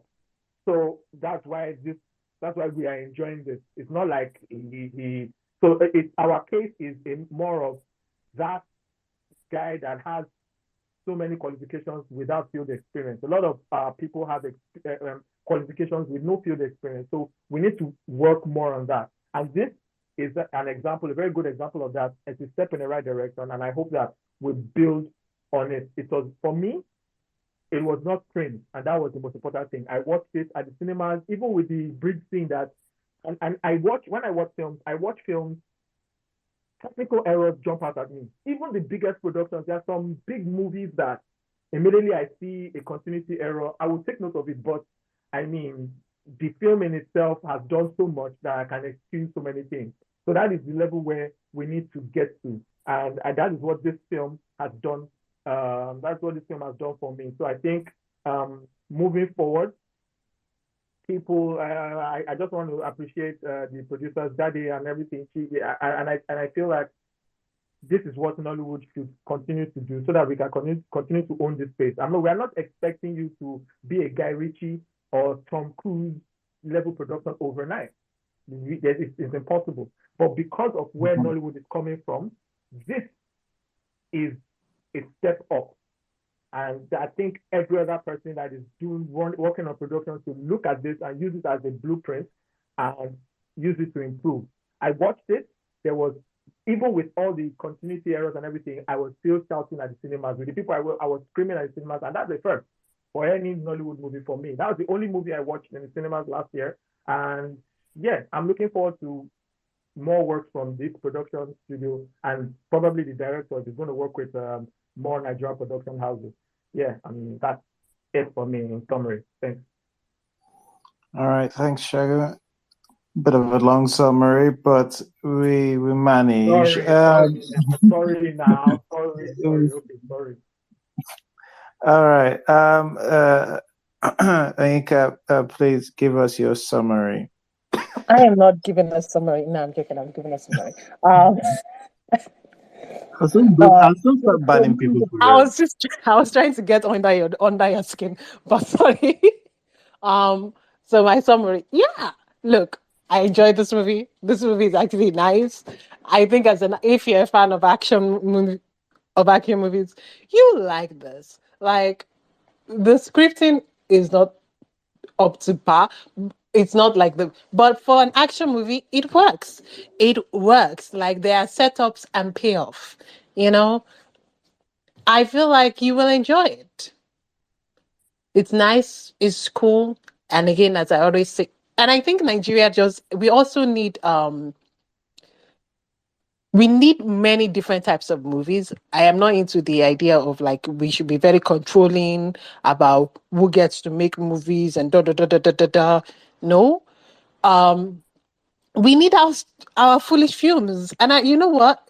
I don't think this is like production wise it's not Michael Bay level. But I also don't think like it's not Michael Bay's stupid movie level. This movie actually has a story that connects and touch on something that is universal. So in that essence, I think it's better than Michael Bay, but production wise, it's not better than Michael Bay. But yeah, I think there are many things that you can enjoy about this movie, and I think you won't be upset because it's entertaining and you kind of connect to Akin's character because this is an Akin movie. And like I always say, if you want, you can choose to watch it or not watch it. It's okay. It's entertaining. It's cool. Watch it. Don't watch it. Find something better in the afternoon to watch. Movies are entertainment. That's it. All right. Okay, thanks, Anika. All right, Adawere, please, could you give us a summary of what you thought? Yeah, so I thought the movie was quite good. I like the story. I'm an action movie junkie, so I quite liked the genre, what it gave us. I like that it kind of got straight to the point. I know people say they want a kind of like backstory, but I felt like I would have cussed them the fuck out if they spent like 20 minutes establishing the previous relationship. So I thought it was good that they went straight to the point. And the bad things about the movie, I mean, I wish Fars acted better because he was the main character, and the movie seems to be more Akin and oh god, I forgot Farz's character's name. Yeah, it seems like he was playing a supporting role to his brother. But overall, I feel like the bad things did not overshadow the enjoyment that I got from watching the movie. And I would definitely watch it again, maybe like in a year's time, obviously not straight away. And yeah, I would actually recommend it to people. Maybe I would mention that the blood looks terrible, but that's actually the only thing I will probably mention. I'll just be like, yeah, watch it. Go ahead. And yeah, I really enjoyed it. So yeah, that was my summary. Thank you. All right, thanks. Hi, could you give us a summary of your thoughts on Brotherhood? Sure. Good film, nice high story. I like the first high scene. Apart from the rocket launcher, I liked a number of the performances. I would have loved to see more depth in the Brotherhood with Wale and Aki, as it was hinted. I did like the movie, the directing, the excitement, the dialogue, and I still give Jade Osiberu her props. I would definitely recommend this film, and there were a lot of good-looking guys to be watching, and that was fun as well. Thank you. Okay, thank you. Thanks, bye. Oh, good.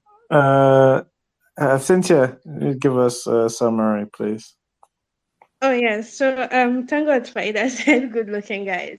So in summary, I know a lot of people have their own fun experience. I kind of struggled a bit. I felt the film dragged. I was genuinely happy they casted Toby, they casted Zubi, because Zubi made me laugh. I was happy they casted OC, even though I didn't like his performance, but his beauty was what enchanted me to finish the movie. Yeah, my major problem with this movie is everything was convenient, like I said, and everyone just felt like it supports to Akin's character. They were all just written to support Akin's character. So I could not feel anything for anybody. And yeah, I don't know. I just felt empty after watching it. I just did not have the emotions. I don't think I will rewatch it. I don't think I'm going to rewatch it immediately. I don't know if I'm going to rewatch it again. But yeah, just it. It's just an Atkins movie. That's my problem. Okay. Thanks, Cynthia. Elizabeth, do you want to give us your summary? Okay, my summary is I liked watching it. I mean, at least the last 15 minutes. I thought it was thrilling. The stakes became high at some point. And I think the stakes became high because of, it's high concept action movie, so it was fun. But I can't really shake off my major concern, which is the writing or the lack of it, lack of motivations and conflicts rather than using exposition. I would have liked to see some things. And then if that means that they had to like cut out some writing, especially the old Dorothy storyline, pregnant, whatever, fall in love. Because I didn't think that did anything eventually. I mean, overall, it ended up being Akin's story rather than Akin Awale's story. What else? And I would say also that as much as I give props to seeing nods, homage from like previously written stories like Blue or Terminator 2 or whatever. I think writers should do more to write their own material, especially if you're going to be referencing like old Nollywood. Because if you try to write your own original material, there's nothing wrong with gathering tropes where you can. Maybe you'll be able to move from point A to B seamlessly rather than seem like there is a mago to the answer jumping from one plot line to another. That's it for me. So watch it though; it's thrilling. All right, thanks, Elizabeth. Before I get to Vanessa, just going to read out a couple of tweets from Paraventure. Saying, Rotimi echoed my sentiments almost to a T. The makers seemed to be in quite a hurry to get their action pieces and forgot to address the central relationships in the film. I thought Toby was okay, but preferred OC and think he gave the very few poignant scenes in the film. Someone giving OC the love. I know some people here have given him some love, but the love as opposed to Toby. All right. Baba Tunde says, I felt like every frame was copied from either an American or South African movie, even the story dance around Prison Break, Matrix, Money Heist, etc. What about the movies Nigerian other than the character names? I think there's the gangs, Juju Boys. I understand the tropes were very much copied and stuff, but it didn't feel too alien. Like there's nothing, maybe with the exception of SWAT, nothing feels like it couldn't really have happened in Nigeria. I don't think. But I understand what you're saying in terms of a lot of aspects being borrowed. All right, Vanessa, do you want to give us your summary? Oh yeah, but okay. This wasn't an offensive watch, and I say this because the past how many movies we've watched have been very offensive, and this wasn't an offensive watch. There are some really good performances in this. Toby's really nice to watch. He's growing with every single role that he takes on. OC is nice to watch as well. Ronke Oshodioke gave a masterclass. She managed to pull emotion where much of the film didn't. Yeah, there was some good stuff. And if you like popcorn heist slash action movies. This is a nicely enough done one from Nollywood. And there were quite a few Nigerianisms that didn't make it feel too foreign. So yeah, all in all, you can watch it. I wouldn't watch it again, but I would recommend it for someone else to watch. It was nice enough. It wasn't offensive. All right, thanks, Vanessa, and Omo Juju. Okay, it's averagely it's a good film, so I would actually recommend it for people to watch, and I would also like make a reference to it because very soon we'll start seeing people writing action films in Nollywood, so I will actually make a reference to it as kind of a bad writing for an action film. So that's just it. Okay, Miss C, do you have a summary to give us? Yeah, I will recommend it. We deserve to have our own popcorn, shut your brain off action flick. So I will give it that. It had problems, which I'm hoping we will have less of in its next iteration. Okay. Yeah, my big I think the thing that was most shocking for me was just like having this tone that fits the kind of film it was telling. A lot of times even when we adapt films, they just shot like everything else is shot. So it was nice for this to have some sort of style and way about it. Yes, I do think the weakest part of it is the relationships, the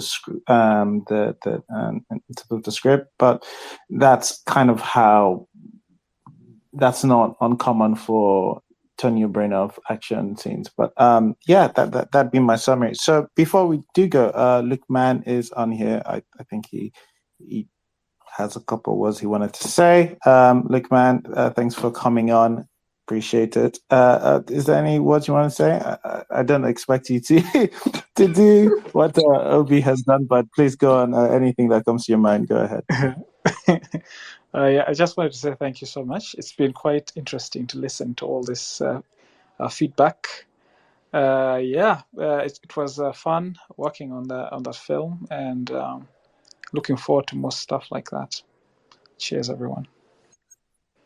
All right, thanks. Is there anything you've got going on that you want to plug? Any films anywhere or anything that you want people to go watch on any platform? I have a short film coming out on Netflix. Can watch that. I have a couple of stuff that I'm putting out on YouTube. Yeah, I'm just having fun with whatever I can do. So, yeah, do check it out if you have time. If you don't, it's still fine. But yeah, thanks a lot. All right, thanks a lot. All right, thanks, guys. That's that. What a way to end this January. It's a good end to January. Good end to January. Thanks, Loukman. You can check his stuff out on his YouTube page, and then we'll see. You'll see it when it comes on Netflix. All right. Next Sunday on Nollywood Film Club. I'm not sure what we're seeing. I was just looking at you. All the vibes is a candidate from I think it's Taiwo. Is it Taiwo? Is his name? Yes. I can't remember. Yeah. But I'll have a look, see if anything else pops up. But yes, that's looking like the strong candidate. Yeah. But thanks everybody for coming on. Thanks for all our speakers, and we will definitely speak to you. We'll see you next Sunday. Bye. Thanks for listening to the episode. If you enjoyed listening and would like to join live, just follow us on Twitter at Iroko Critic and join us every Sunday 6 p.m. West African time on our spaces.